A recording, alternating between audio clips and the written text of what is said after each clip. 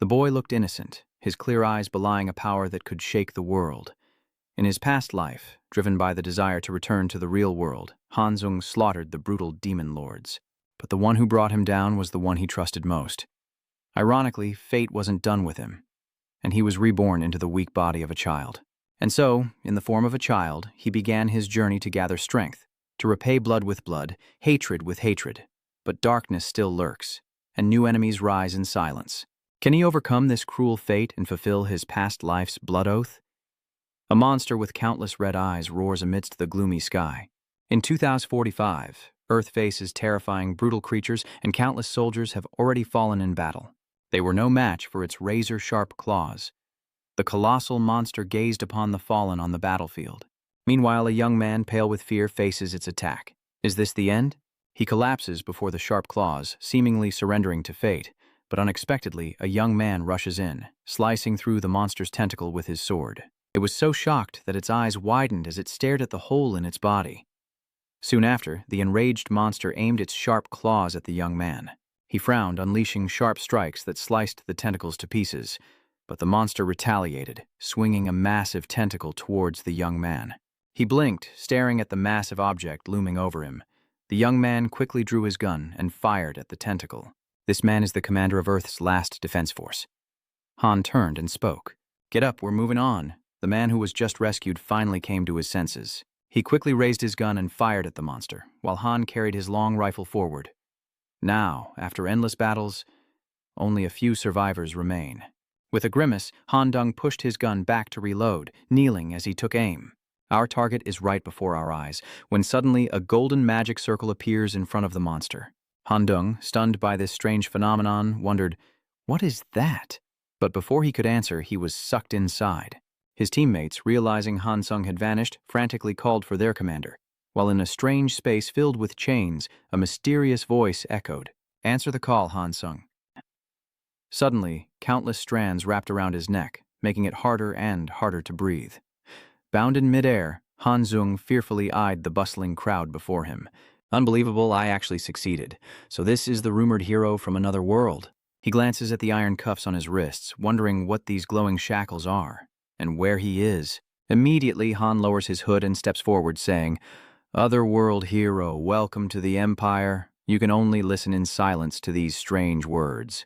Stroking his beard, he earnestly said, "I know this is sudden, but please defeat the Demon King and save our world." Han Dong frowned, confused. "Enough!" "Demon King? What are you talking about? Where am I?" "Who are you people? This isn't the time for nonsense. I should be in Korea." Han quickly extends his hand, brimming with spiritual power, threatening silence. A second later, lightning strikes him as the binding incantation activates. He manipulated the magic in the air, offering a warning. "Don't resist, and this magic won't hurt you if you cooperate while I'm still being nice." Han Sung, breathless and teary-eyed, silently cursed. "Kindness?" Han scoffs, then makes a request. "Please, destroy the Demon King." He throws the sword into the magic circle, emphasizing, "And save our empire. If you agree, we can send you back to your world. Do you accept this offer?" Though they asked, they stared at Han Sung with piercing eyes. With a tight-lipped frown, Han Sung was cornered, and had no choice but to accept. "I will," he said. And so, Hans Chung was summoned to a completely foreign world to fight as the Empire's otherworldly hero. He worked tirelessly, embarking on countless expeditions, swinging his sword again and again, slaughtering hordes of monsters. Completing countless missions for the Empire, 3 years, 5 years, 10 years passed as he sacrificed his youth to slay the Demon King Van El. Was Han Zung finally free? Every night he dreamed of what he would do when he returned home. But then Han requested, "Han Sung, I will tell you your next mission." He could only stand there and complain. That wasn't the deal. The man took a sip of tea and continued, "Saving the Empire isn't just about defeating the Demon King. There are still those who oppose the Empire's unification. We must eliminate them. I can't allow the opposition to rise up. Just eliminate this threat. Kill him, the Night Kingdom's Tonya Badeo, and you'll be free." Han glances over, a smirk on his face. "Help us out a little more, will you?" Han wants to resist, but the chains around his neck hold him back. What can a dog on a leash even choose?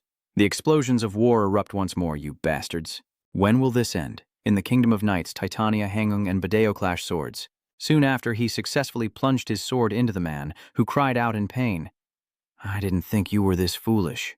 He withdrew his sword, his tone subdued. I had no choice.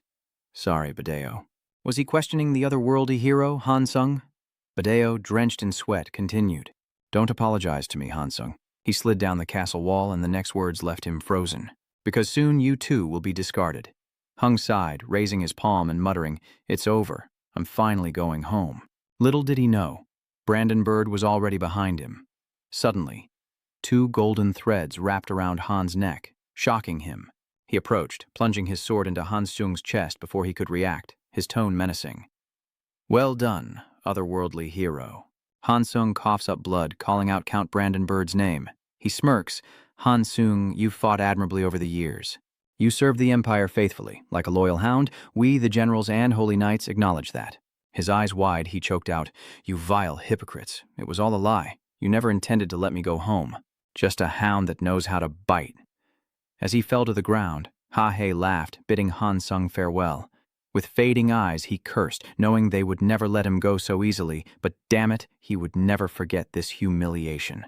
Suddenly, a light flashed from Hansung as he vowed to make the damned empire pay with its destruction. That night, one life ended, and another began. At that moment, a newborn opened his eyes and cheers rang out. Congratulations, madam, it's a boy. Sweat-drenched, she reached out to grasp his tiny hand and whispered, My darling, I'm your mother. Hansung, now a baby, stares at the couple before him, wondering, Who are they? I've seen this face before. He closed his eyes as he was caressed, and it didn't take long for him to realize. Then it hits him. That man is the continent's most powerful necromancer and dark wizard, Duke of the Scarlet Forest, and this must be the Empire's forbidden magic center. The necropolis is where the Black Tower resides, and the Stone of Rebirth, which can only be used once, has been activated.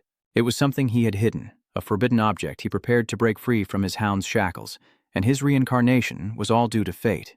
But unexpectedly, he was reborn as the eldest son of the Duke of Saxon family, one of the most prestigious nobles in the Empire. He smirked. So, I was born with a silver spoon in my mouth this time? He immediately thought of Han and Brandon B. When he grew up and mastered necromancy, would he wipe out all those imperial bastards? Len felt a little confused.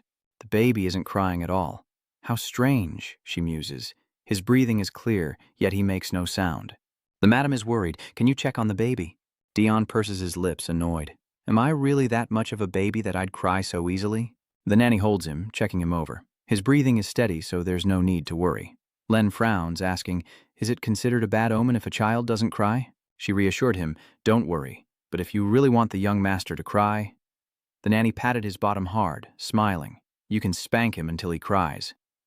Day was stunned by the sudden blow, feeling both pain and embarrassment. The couple, seeing his pale face, joked, What a stubborn little guy. He must have inherited your strong will. They happily looked at Theo as the wife reached out, saying, Let me have him. Pale-faced, he thought to himself, That idiot? Your son is perfectly fine.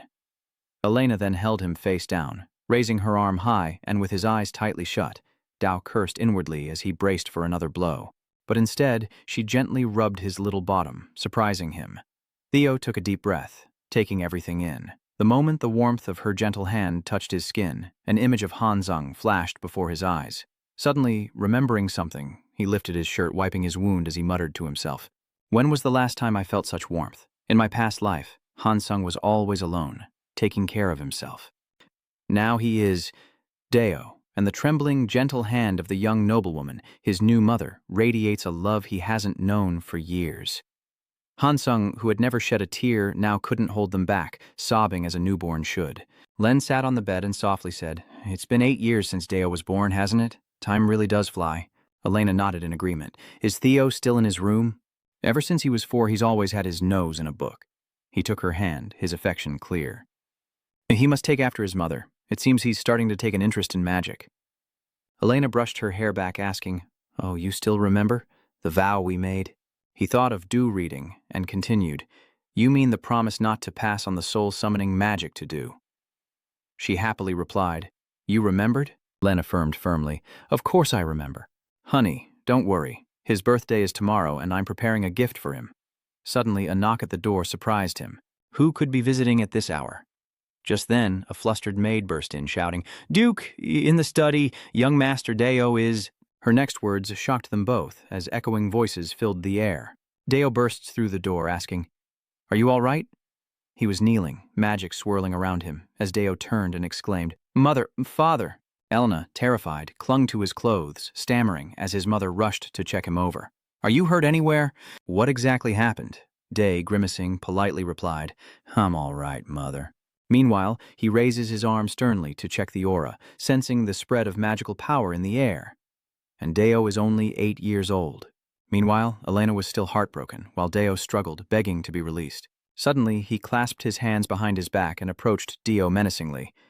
"Are you the one who unleashed the magic within me? He scared me half to death? I knew my father would find it strange. I'm done for." He trembled, stammering, "I didn't expect my magic to awaken so soon." He was panicking inside, knowing he had to answer quickly, or his father would suspect his identity. Contrary to what he thought, Len smiled slightly, patting his head and praising him. "Indeed, you are my son. It's a pity I can't teach you soul manipulation." Words that piqued Theo's curiosity. "Can't teach me soul manipulation? What about my revenge?" Elena interjected. "The servants will clean up here. Go back to your room." He sighed, forced to obey. "Yes, mother." Deo then hugged the book to his chest and left. Len then approached her, saying, "Elena, I've just thought of a gift for Deo."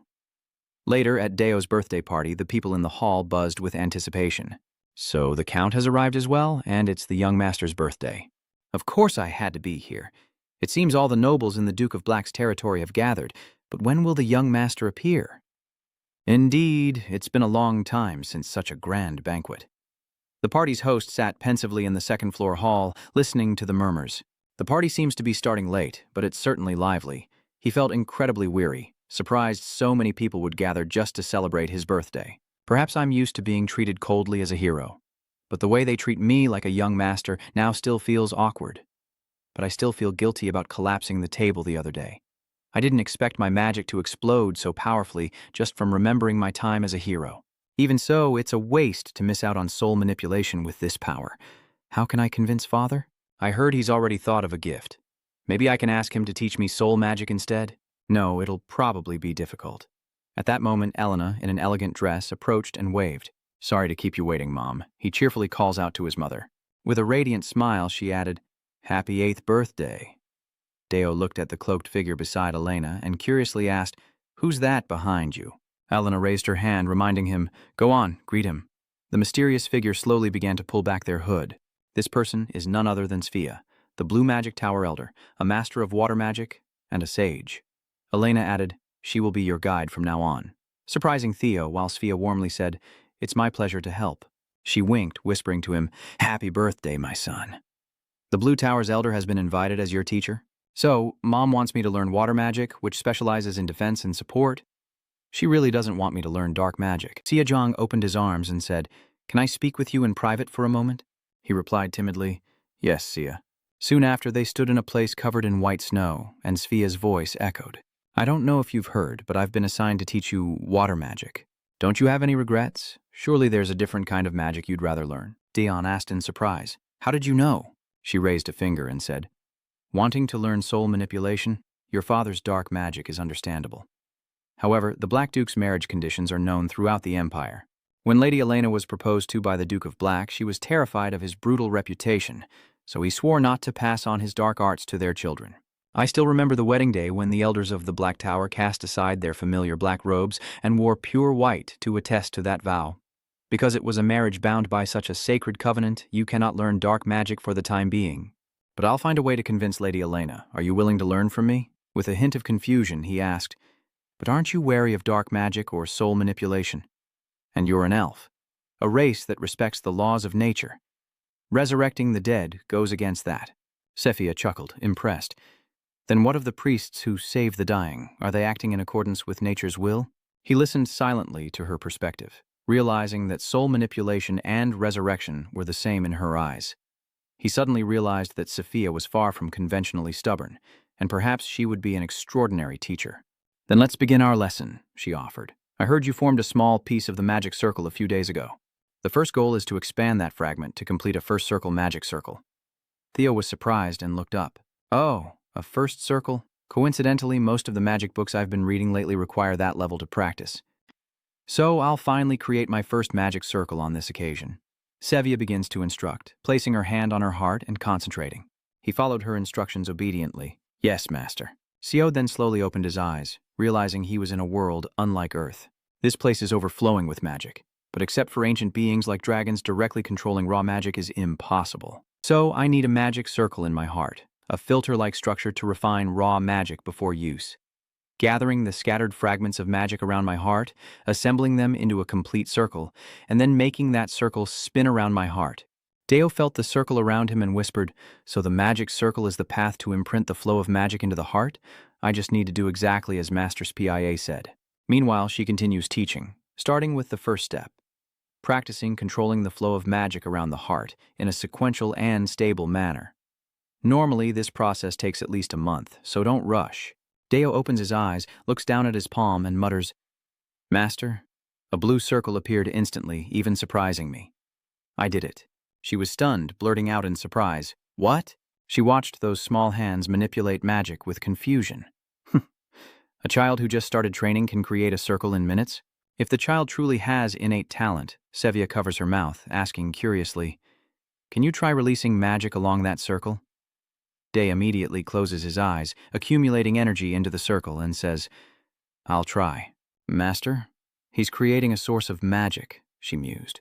"Most children would struggle just to release magic through the circle. At this rate, not only will I be unable to avenge the Empire, but I'll struggle to keep up with the Black Duke.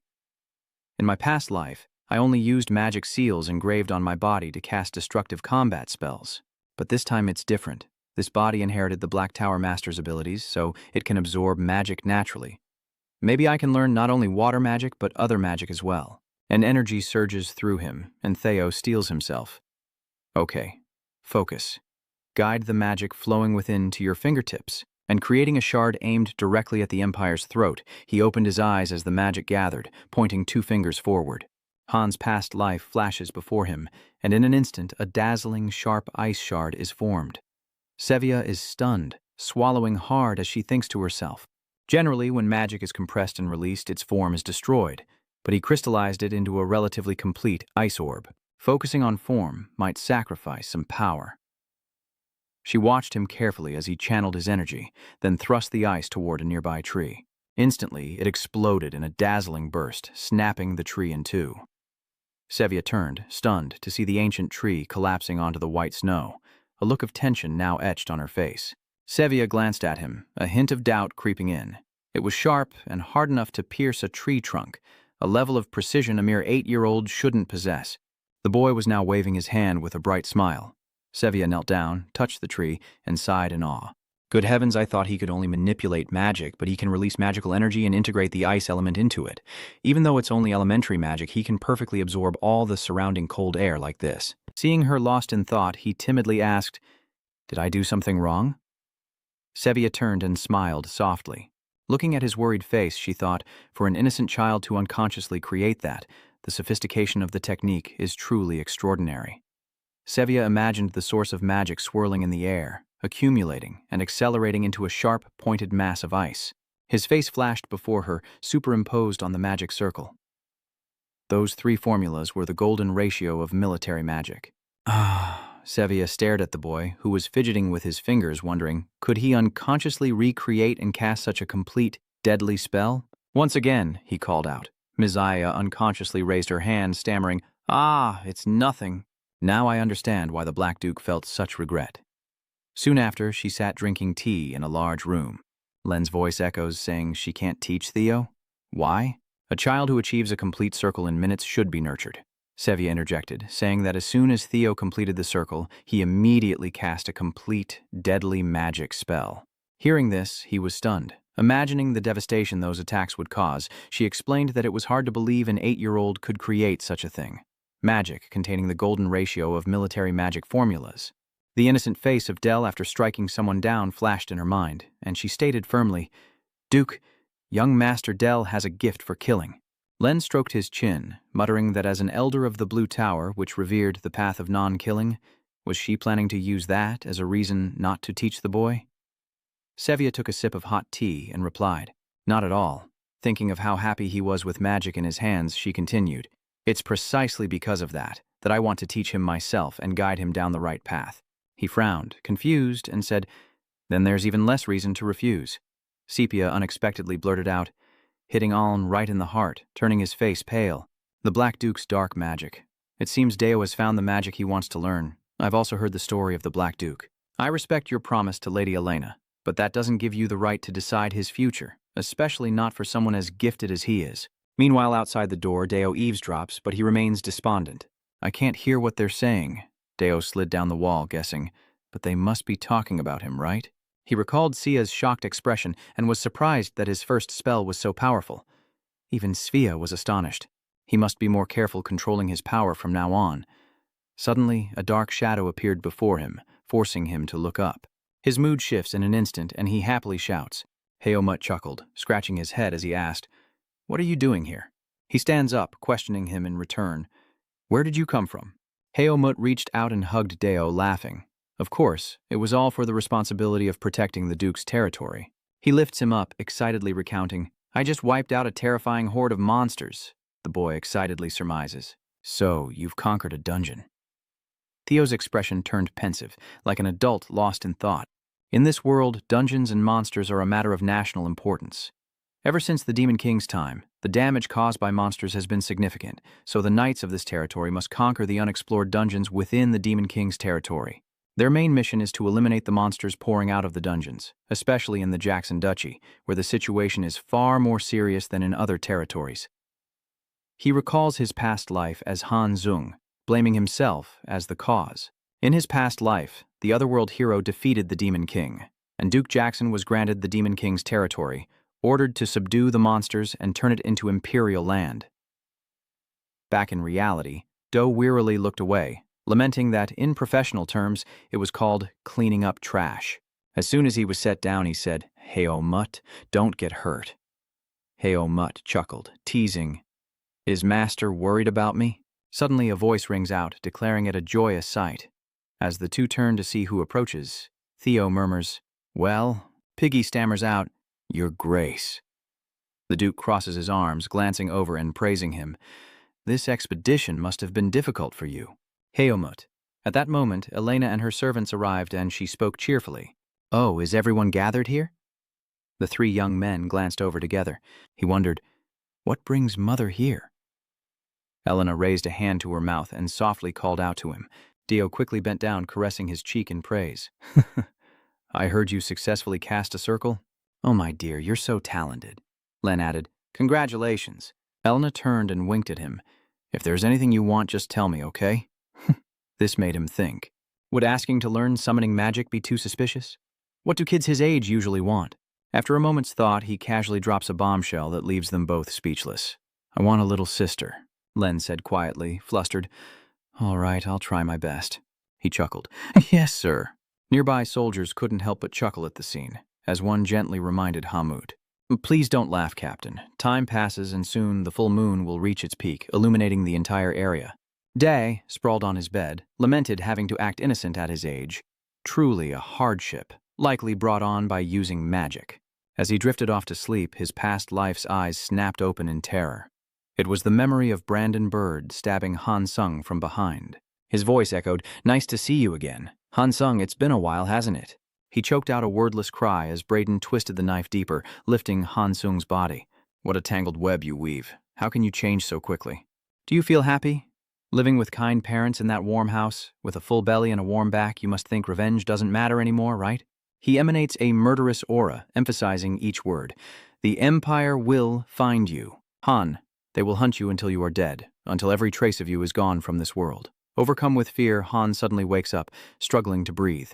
At the same time, a surge of magic appeared before his chest, gathering and causing him immense pain, as if his heart would explode. "Is this the legendary mana eruption?" Day muttered, clutching his chest as he struggled outside. "Those damned Imperials. They really won't give up, will they? Thinking some cold air would help?" He clutched himself, panting. "But why is it getting worse?" Suddenly, Svea appeared behind him, saying, "You look like you're in pain," startling him. He turned to look at the familiar face with suspicion. Saya was creating a source of magic, then realized the magic had burst. What a gifted child, but I still can't shake this unease. Then she reached out and gently touched Dion's chest, her magic directly breaking the energy accumulating within him. Sevilla worried inwardly, fearing the irreparable damage if the child's magic ever turned malicious, while Dio innocently stared at the small circle of energy in his hand, thinking the magical outburst was gone. A moment later, Sevilla called out and Dio looked up in confusion, answering, "Yes?" She glanced aside, explaining that the essence of magic is a mirror reflecting the soul. Therefore, even with the same spell, each mage manifests it with a unique hue. Your magic possesses the power to steal life, a truly dangerous ability. That's why I feel so fortunate to be your teacher. This is a magic book about summoning. She smiled brightly, hinting, I think our meeting was destined. Deo innocently accepts SPIA's birthday wishes, then suddenly embraces her, catching Sia by surprise. She chuckled, teasing him that he was still too young and adorably naive. Young master, in a few days, at the plains outside the North Gate. Standing behind him, she watched as Deo asked in surprise, "A rabbit?" She looks at the white rabbit and calmly replies, "Yes, remember the time you went hunting with your father?" He quickly summons magic in his hand, replying, "Yes, Miss Sia." The white rabbit turned to look at them, oblivious to the danger it was in, as Deo summoned his magic and prepared to strike. He takes aim and throws the ice block at the white rabbit as mysterious circles appear around them. Svea watches his small hands intently, thinking, such a powerful attack, yet his fingertips don't even tremble. Then she said, Deo, even though it's the same magic, it's incredibly diverse, depending on the caster. Do you know why? Deo honestly replied, I'm not really sure. Seiya explains that magic is ultimately a mirror reflecting one's inner self, using mana to materialize what's in the heart. Therefore, one's magic reveals the landscape of their soul. She closes her eyes and chants, explaining that firewalls and other spells are just ways to solidify one's resolve. The magic of the magic towers is not so different. The red tower reveres order maintained by power. Within the tower district, one person conjures a fireball, as if to preserve the area, while the blue tower values the order of harmony. The ideology of each tower is reflected in their magic, establishing a system of spells based on their principles. Besides the red and blue towers, there are also the black, white, and green towers. Sephia finished, smiling softly and exhaling a puff of white smoke. But Du still looked confused, leaving her helpless. It was probably too early for a child like him to understand. Dion turned his attention to the unfortunate white rabbit, his aura surrounding it as he thought, the most basic technique in necromancy is turning corpses into slaves, magic that allows a mage to control the dead. He became incredibly serious, focusing on his task as threads shot from his hands, illuminating the rabbit, connecting strands of magic to its spine, head, and right knee. A second later, the rabbit's eyes snapped open, glowing red. Seeing his success, Svea praised him. Well done, Theo. Can you proceed to the next step? He controlled it as he replied, Yes, Ms. de Svea. Dion then poured all his energy into creating ice armor on the magic circle. A blue aura radiated from his eyes as he slammed his palm on the ground, causing the earth to tremble and sharp ice blocks to erupt in a circle around him. With his mana increasing, he quickly conjured a solid block of ice in front of him. Within moments, the white rabbit was equipped with a suit of ice armor, complete with sharp spikes. Sevia thought the ice armor looked pretty decent and created 3 small ice shards to test its defenses. A blinding light instantly illuminates the area, shattering the ground into pieces, and even Dion is sweating from the sheer power. It hurtles past the rabbit, sending it sprawling backward, caught off guard. Looking back, it sees the spikes on its armor shattered by the attack. Deo was overjoyed, clenching his fist and cheering that he was still alive. All right, I blocked her arrow. Sevia turns, acknowledging him. Very good, Theo, you've done well. You seem to want to say something. What's wrong? He boldly replies, Yes, I do. Please teach me how to fully utilize water magic. Hearing this, the corner of her mouth twitched slightly. The sunlight gently illuminated Sia's face, but her refusal left him speechless, his face crestfallen with questions. What is it? Svea raised a finger, winked, and sighed. What you did today was just a very basic form of water magic. Like all magic, water magic requires deeper and more refined understanding as you learn more. It's hard enough for a novice mage to learn 1 element, let alone 2. That's called a dual mage, and at your age, it's nearly impossible. In my opinion, you're far too greedy. Words that hit Deo like a slap in the face. His eyes widened as he exclaimed, Huh? He replayed his spellcasting in his mind, repeating those 2 words. Ambition, have I not shown enough? He said dejectedly. She had promised to help him find his path forward. Having been seen through, Sevia hesitated, unable to speak, then used an excuse to leave. Today's lesson ends here. That night, in the study, Theo carried a stack of books and set them on the floor, determined to prove that he could do it, even if he was alone. Deo began to pore over the books, and at the same time his magic surged powerfully. Soon, voices echoed, and he groggily opened his eyes. Sfia asked with concern, "Are you all right? It seems you didn't sleep well last night." Deo lies without even blinking. "I just stayed up a bit late, preparing some things." "Don't overdo it, Deo." With dark circles under your eyes, you reach forward and reply, "Yes, ma'am," and immediately a magic circle appears. Following that surge of mystical power, he once again controlled the white rabbit, clad in thick ice armor and surrounded by raw energy. Sevia watched Dion control his energy, noting that he had completely mastered it. Suddenly, the ice encasing the white rabbit began to tremble, and sharp shards burst forth, flying forward as projectiles. Sfia watched the thick dust cloud, wondering if it was a burst freeze. The white rabbit then sat still, looked up, and exhaled a source of magic that astonished her even more. "It's not over yet?" Suddenly, it transformed into a giant rabbit with an energy orb in its belly. The white rabbit immediately hunched over, swallowing the energy. A split second later, a terrifying explosion erupted, and the ice shards surged forward. Sevia frantically created a shield around herself, her eyes wide with shock at the chaos. Countless sharp ice shards attack her barrier head-on, causing Sia to panic even more, thinking to herself. Soon after, Theo slowly approaches her, but Sevia doesn't know what to say. Raising his palm and channeling his energy, he declared, "Corpse detonation and ice-binding detonation. You've merged the water and dark elements." Dion summons 2 sources of spirit energy in his hands, asking, "Is this enough to be a dual-attribute mage?" Everything seems to freeze as Sia stares in disbelief at the ruins of the formation. This is a type of attack I've never seen before. She stood frozen, analyzing how the combination of the iceburst's ice armor amplified the corpse explosion's destructive power. Not only that, but the sharp shards of ice and bone pierced the ground like blades. Sfia approached and bent down to examine the scattered fragments of ice. She looked at Deo with unease, sensing a magic forged only for killing, like that of someone who had lived their entire life on the battlefield. What is this child truly feeling? Deo turns back with a terrifying look in his eyes. Upon seeing Heomut, he exclaimed with joy, "Uncle Heomut." He raises his hand to greet them. "Young master?" And Mrs. Sfia, noticing the uniform, asks curiously, "Did you just conquer another dungeon?" Heomut excitedly shows off their achievements. "We just eliminated a small group of monsters, and the Black Knight Brigade worked pretty hard this time." The imposing figure of Jackson appears, his Black Knights, the invincible army of Duke Jackson, dominating the battlefield with aura-infused spear techniques. Shadowy figures emerge, led by Sir Heomut, one of the continent's 7 swords, who clasps his hands in delight. "You still remember my promise to teach you swordsmanship, right?" He thinks to himself that learning swordsmanship from someone like him would be an unparalleled honor. Heomut bursts out laughing. "I'm always happy to have you." Scratching his head, he happily bids farewell. "See you soon, uncle." Without further ado, Heomut bid them farewell and turned to leave. "All right, it's cold out, young master. Please come inside before you catch a cold." Sevia looked towards the castle and told him that they should return as well. Deo nodded in agreement with a smile. "Yes, master. That's the night the conversation began." "What do you mean?" Miss Sia blankly confirms, "I'm just stating the truth. The young master has completely mastered both summoning and water magic, and has reached the first circle of magic as a first-class mage." Len rests his chin in dismay. "Lady Spia, we clearly only requested that you teach the child." As if anticipating the implications, Sfia replied, "Yes, only water magic. But as a mentor, I only wish to teach what the child truly desires to learn.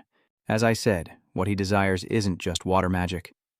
After a moment of silence, Elena spoke. "So, if he wishes it, could we continue to ask for your guidance in water magic?" "Of course, I'll continue to help him in the future then." Elena responded politely, "Yes, thank you." With their business concluded, she quickly departs. But before leaving, Sfia paused to apologize. "I sincerely apologize for forcing you to break the Black Duke's covenant." After she left, Elena stretched, admiring him. "My child is truly extraordinary. At 8 years old, he's already a dual-attribute mage, sometimes even making me use my head. But that's my son." Len, dizzy, glanced at her and softly called her name. He lowered his head, dejected, and voiced his desire to seek her opinion. He wanted to pass on the art of summoning. "As a lord, I want him to be strong enough to bear the responsibility of succession, and as a mage, I want a worthy apprentice. And as a father, I simply want to pass on everything I have to my son." Len is overwhelmed, realizing the gravity of his decision. I am truly sorry, my lady. Elena is deeply concerned about society's rigid views, as people still regard summoning magic with disdain, whispering that it is the magic of death. That's why I tried to stop you, so please, train our son to be a mage strong enough to silence them all. Her profound intention left him speechless. Did he understand? He then embraced Elena tenderly.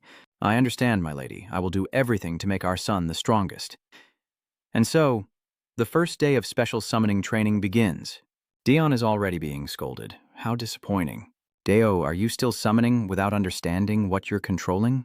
Deo sulked, silently arguing back. But that's all my master taught me.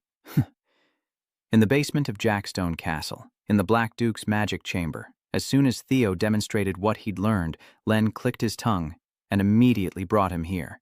Len points and sternly commands, once you're under my tutelage, never perform such crude magic again. Start by memorizing the entire skeletal and muscular structure of every living thing. Understand? Though unwilling, Day didn't dare argue. Yes, father, even in my past life, only specialized doctors could read the books you've given me. And after a few days, I had memorized every word. Only after the test was complete did I close the book. It seems the basics are complete. Now, for practical combat training, let's begin the real lessons. Excited, Deo quickly followed. Yes, father. After a moment, the smile quickly fades from his face. He can't believe his eyes, wondering, is this the corpse of a goblin? After a moment of observation, Len chuckled and remarked, you seem quite perplexed. A weak, dark magic user can only animate the corpse of a sword saint to the level of a zombie. On the contrary, someone truly skilled can turn an ordinary soldier into a death knight. Now, here's a common corpse soldier. How do you plan to control it? The goblin lies motionless, oblivious to what's happening. Damn it! Theo opens the magic circle in his mind, confused. His face began to contort, as it seemed a bit difficult. Day tried to connect the small threads. Unlike the rabbit with its small body and few bones, a goblin that walks on two legs has too many joints. Connecting them with magic threads is such a pain. With the connections complete, the goblin moved, lunging forward as commanded. Damn, it was like controlling a puppet with tangled strings. I must have erred in utilizing rigor mortis to enhance its defense, as its joints and muscles have become stiff and immobile. In situations like this, what's the right thing to do? Seeing him panic, Len stepped in to stop him. Stimulating the corpse to stiffen its body isn't a bad idea, but it also restricts the body's movement more than necessary. With that, he demonstrated for him, watch this. With a mere flick of magic, it enveloped the goblin before him. Deo was stunned by the magnificent sight as Len's magical threads infiltrated its body. He enlarges the skeletal frame, saying, the ribs on the goblin's side are bulging, the part used to protect the internal organs. He infuses magic even deeper, but for the dead, he asserts that there's no need to protect the internal organs with the skeletal frame protruding from its arm. Understand the target's structure and reshape it to your purpose. Dio is aghast at this bizarre magic. He casually destroys the goblin, concluding that this is the basis of black magic. As Dio, head bowed, asks what spirit the Black Tower pursues. Len smiles mysteriously, yet with satisfaction. He bows gently, magic still lingering in his hand. The truth. Len knelt down, placing his hand on Theo's shoulder, stating that truth lies hidden in death, his eyes narrowing with conviction. Therefore, we must understand even more. To touch that truth, we must understand the weight of life. As the battlefield neared its end, memories of a past life suddenly flooded back. An innocent-looking civilian was begging for his life. Please, have mercy, I beg you. The warrior coldly raises his sword as a plea echoes, please, spare me. And without mercy, he sends them to meet their ancestors, as a piercing cry echoes. Seeing his unstable expression, Deo was a little worried. Are you all right? Despite Deo's concern, he stood there in a daze. You look terrible. Haunted by the memory, Dao finally spoke after a moment, reassuring his father. I'm okay, father, I'm okay. And so time slipped away. As Theo's magical training gradually improved day by day, the news that Duke Saxon had passed on black magic to Theo spread throughout the empire. The Duke of Sachsen's violation of his oath from years ago caused a massive shock, as everyone wondered why he broke it. And all eyes in the empire, from nobles to commoners, turned to him. Like any other day, Do diligently trains with his sword. Weeks later, at the Duke's training grounds, Do spars intensely with Heo Mut, his swordsmanship becoming increasingly precise. This excites Heo Mut, and both sides unleash beautiful attacks, their swords moving as one. After a moment, the most intense clash of the battle arrives, and Dio tenses his muscles. while Heo Mut raises his sword high, refusing to give in. He dodged a lucky strike, and seizing the moment, knocked the sword from his opponent's hand. He turned to watch it, his face unable to hide his surprise as the sword was sent flying, embedding itself deep into the ground. Heo Mut quickly surrenders without a fight, saying the young master is skilled, but Dao doesn't believe it. How could a swordsman like you drop your sword? You wiped your sweat, guessing that he let it go on purpose, right? Heo Mut picks up his sword and denies it, saying, of course not. Because the young master has been using swordsmanship in real combat, an ordinary person would have died from the first strike. It's a pity that the young master is a mage, with swordsmanship this outstanding. Mages usually have knights protecting them, so why is the young master pushing himself so hard? What's his reason? You don't have to push yourself to the point of injury. Of course there is. What kind of duke's son would I be if I just relied on guards and protectors? That was just a side thought. What he really wanted was to learn swordsmanship directly from one of the continent's 7 grandmasters. Hearing those confident words, Heo Mut laughed with delight. He ruffled his hair, praising him for his excellent answer, saying that if he had a son like him, he would have no regrets. Dio was overjoyed to hear that, finally receiving praise. Just then, a rustling dress approached, and it was Elena. She called out, and the two looked on cheerfully as Deo exclaimed, "Mother, what brings you here?" Elena chuckled. "I wanted to see how hard my son is working." After a moment, she got to the point. "Also, I have some news to tell you." He asked curiously, "What is it?" Elena responded with a cryptic question. Do you remember the birthday gift you once asked for?" He rubbed his chin, thinking of the large gift box she had brought. "I barely remember my birthday present." What was it? Suddenly, he remembered his past request. He wanted a little sister, and with that, he understood what Elena meant. Seeing this, she rubbed her belly expectantly. "Then you have to take good care of your sibling."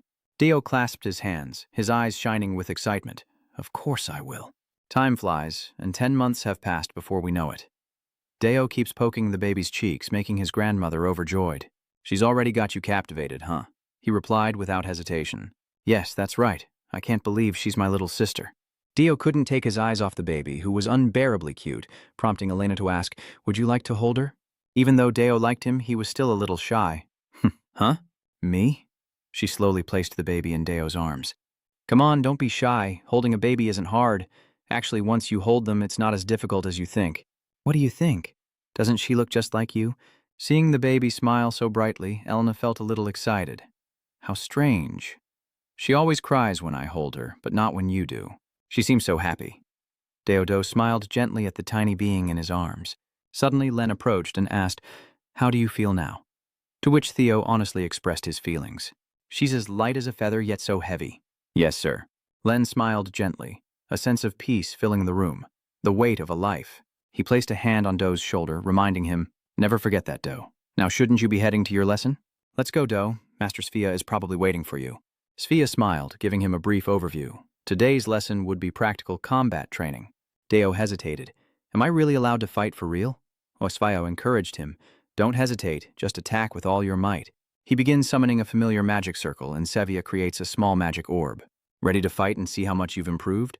The opening salvo is sharp shards of ice rushing toward her. With a flick of her wrist, Sphia sent them flying. "Your first attack was too slow." She casually swatted away the ice shards, taunting him. "How dare you?" She picked up a shard of ice, mocking him. "Are you going easy on your master?" Seeing this, Theo took a few steps back, cold sweat running down his cheeks as Sevia threw a piece of ice at him, ordering him to immediately erect a barrier. Theo grimacing in fear at the terrifying, murderous aura. The attack hurtled forward, unleashing its terrifying power in an instant. Dion looks at his frozen knee and hand in fear, realizing he would have been seriously injured if he hadn't blocked in time. Sevia, seeing this, is overjoyed. He created ice armor in a short moment. Dion quickly dispels the magic, and the ice armor falls away. She nods, urging him on. "Well done, Dion. Keep attacking." He steadies himself, chanting the name of his mixed elemental spell, Ice Fortress Formation. The spell emanates as Deo summons the Ice Fortress, a tall, sturdy structure rising before Sevia. Confused, she muttered, casting an ice fortress mid-battle by amplifying the magical structure. He's increased the density of the ice to an incredible level. Sevia curiously touched it. But why use protection magic now? Could he need a break after that last attack?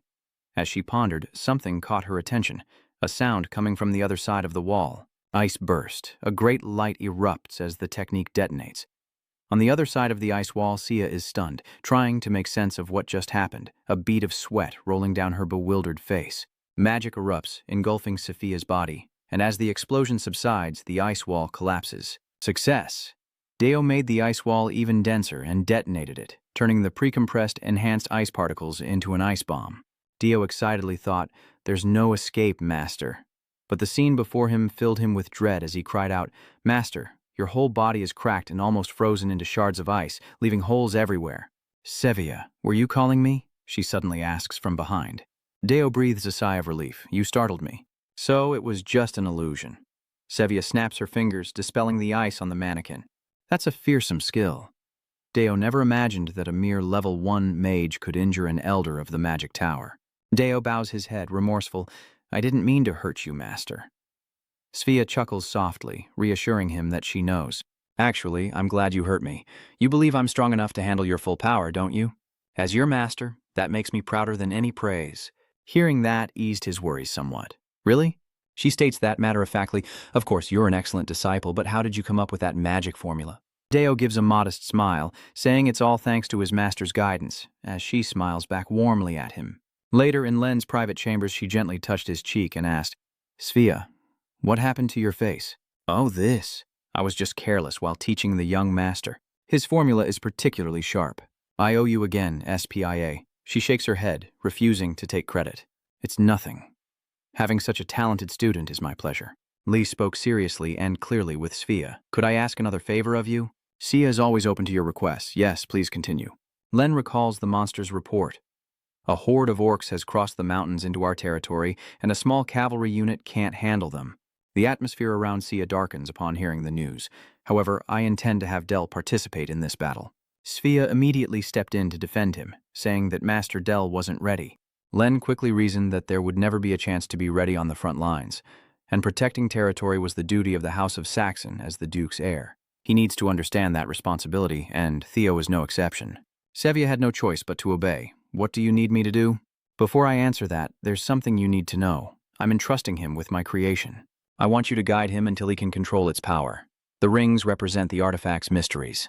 An item imbued with power and will, its imposing form speaks volumes. They can only be used when charged with mana or life force. The stronger the artifact, the more dangerous and difficult it is to control. In some cases, even fatal." In front of the Saxon family's artifact vault, Aaron explains to Del that the Saxons have mastered this power for a long time. "Dio, as the Duke's heir, you must also prepare for the upcoming battle." Hearing this, he was taken by surprise. "Yes, a battle? That's amazing." Len nodded, explaining Delo's mission. He would join the subjugation squad to eliminate the OLC. Standing before a massive door, he instructed, "But first, you must learn to control our family's dark power." The moment Delo stepped inside, his face was filled with surprise. Len gives Delo an overview. "Behold, these are the Demon King's artifacts that our family manages. These have been here since our ancestors seized the Demon King's territory. Don't compare them to ordinary artifacts."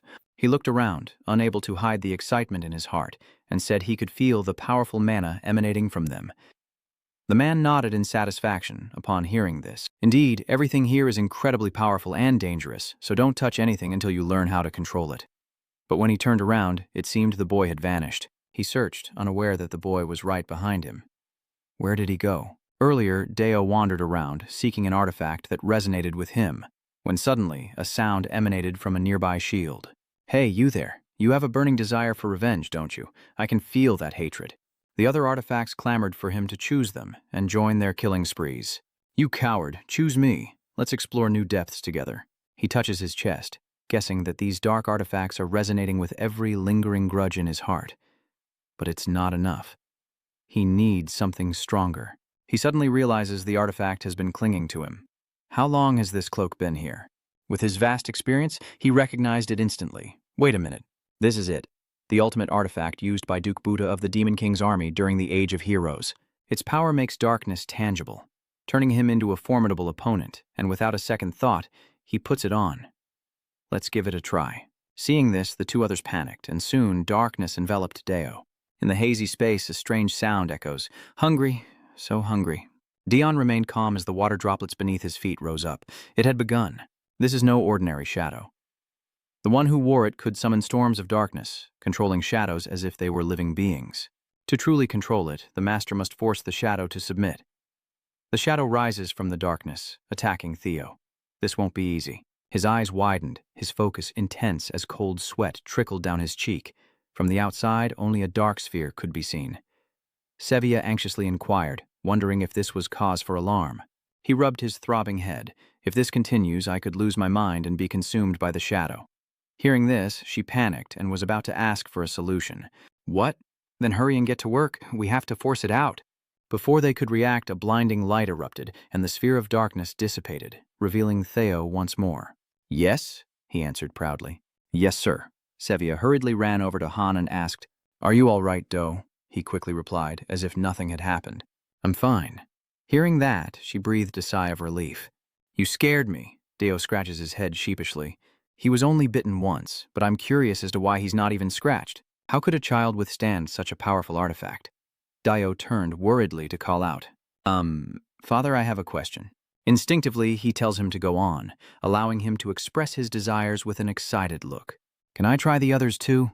The question froze them both in their tracks. The Duke winced, a bit awkwardly, but gave his permission, and the boy's heart soared. Thank you so much, Father. And so began Theo's exploration of the SSS family's artifact vault. From early morning until late at night, the following days in the Duke's training area caused Heo Mut to exclaim in astonishment. Young master, is that the shadow garment you're wearing? Dio smiled brightly and quickly confirmed. That's right. Hamid asked about his condition with concern. That legendary item is known for being difficult to control. Are you really okay? Deo scratches his face, finding it hard to speak. Oh, I'm fine. Aside from a slight tickle, I'm perfectly okay. Heomut unconsciously scratched his head, confused, while Deo found some excuse. Perhaps it was lonely for too long. Hearing that, the shadow creature surfaced and clung to me the moment it saw me. It must just want a companion. Heomut forced a smile, praising him, unaware that Deo had just kicked the shadow creature. How can you say that thing was lonely? You're too kind. He feigns innocence, holding it down. Thank you, Mr. Piggy. I have a favor to ask. Hearing this, the pig quickly inquired, What do you need? Dio expresses his desire for practical combat training. Heomut quickly took a defensive stance, a thick aura of killing intent radiating from him. Very well, I won't disappoint you. Seeing this, Deo was a little wary. Facing one of the continent's 7 great swordsmasters was beyond his ability, and the aura alone was terrifying. Heomut smirked reassuringly. Don't worry, I'll only use basic swordsmanship. No aura. But that only made Theo uncomfortable. Holding back?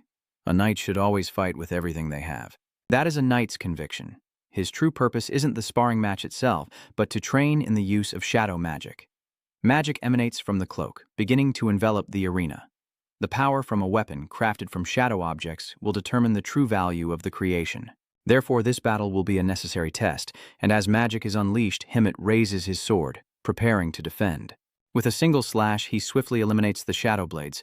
Witnessing this, Day is even more impressed with Heomut. To break through the attack with pure power? Amazing. He roared with excitement, praising him. Well done. Before his next attack, Heomut warned, I'm coming. With his experience, Dion quickly dodges the attack, leaping away and leaving only magic behind. Sharp spikes emerge from beneath Hammel's feet, but he notices in time. He spins his sword, preparing a devastating blow. A surprise attack. Interesting. Sensing the attack, Theo quickly conjures a magical shield. When the slash landed, the magic trees of Deo were only badly cracked. Nothing more. He braced himself against the man's heavy power. Though sent flying, he stubbornly dug his heels in, leaving a trail in the earth. Humeth chuckled, a hint of unease in his heart. He blocked it? I put enough force behind that to cleave a normal sword in two. So this is the difference between a regular weapon and a high-grade artifact. Don't stop there. Come at me with 10 more strikes. The knights who witnessed the event whispered amongst themselves, none of them capable of lasting 2 blows against Captain Pig's snout. They sensed an invisible wall between themselves and Deo as the days flew by, and the time to depart arrived. Elena was deeply worried about Deo. I'll talk to your father again. No matter how she thought about it, she couldn't understand why she let her son go to such a dangerous place. But Deo reassured her by listing the extremely powerful people who would be there. Don't worry, Mom, Father and Piggy are there. But Elena's maternal instincts still couldn't rest easy. But what if something happens? What if you get hurt? Theo explained his reasoning, that he and his mother must grow stronger to one day bear the responsibilities of a duke. I need this experience so I can protect you, father, and even Lai live. Please, mother, let me become strong enough to protect you. Softened by Theo's persuasion, she finally agreed. All right, she called out as Theo mounted his horse. Be careful. He sits firmly in the saddle, promising to return soon. Early that morning at the temporary base, Heomut checks in and reports, Sir, the troops are ready to depart, and nodded, good. Then he closed his eyes and turned away. Deo, take my place and lead the vanguard, he suddenly declared. Yes. And turned back to the massive army, making his intentions clear. Our proud cavalry, the Black Knights, will one day follow your command. They are your knights. He felt a pang of doubt, but proudly accepted them. Dion's knights aren't Han's subordinates. This will be his first battle as their commander. That's right. This time will be different. With that thought, Du stepped forward and declared that it was time to march. Forward, proud swords of the Saxon clan. With that, the soldiers roared in unison. Yes, Master Theo has given the order. All troops, take your positions. The thunder of hooves heralded a new beginning. In this campaign, 250 elite cavalry and commando units were stationed at White Mountain, with Eastgyong soldiers also participating.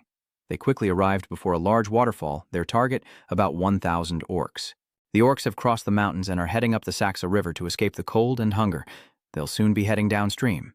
We'll raid by crossing the Sac River, and there's only one way for 250 troops to cross this deep river quickly. From afar, Svea gracefully approaches, asking everyone to step aside. With cold intention, she approaches, declaring she will make a bridge of ice.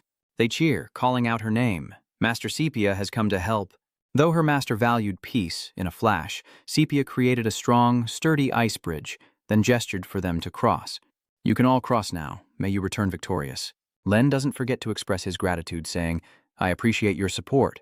He turned to bid her farewell. Master, I'm off. Svea watches his small figure fade away, an inexplicable stirring in her heart. How strange. How could a disciple cause their master so much worry? Moments later, at the orcs' temporary encampment, the hidden commando rangers fired an ambush, sending arrows and flames hurtling forward. Tens of thousands of arrows light up the sky, raining down death on the battlefield. The orc commander gives the order. 1st, 2nd, and 3rd battalions, all soldiers, prepare for battle. He signals the wedge formation to charge, and the orc warlord turns to ask how it looks, young master. Deo thinks to himself that each hoof strikes the ground twice per second, meaning they're moving at 40 km/h, and with the weight of the rider and armor, the impact will be immense. With 3 to 4 meter spears locked in position, they form a hardened spear formation with aura. Not even orcs can stop this attack. He remarks that they're overwhelming, and Len agrees, saying this is the pride of the Duke's cavalry. Heomut smiles, saying there's no time to relax yet.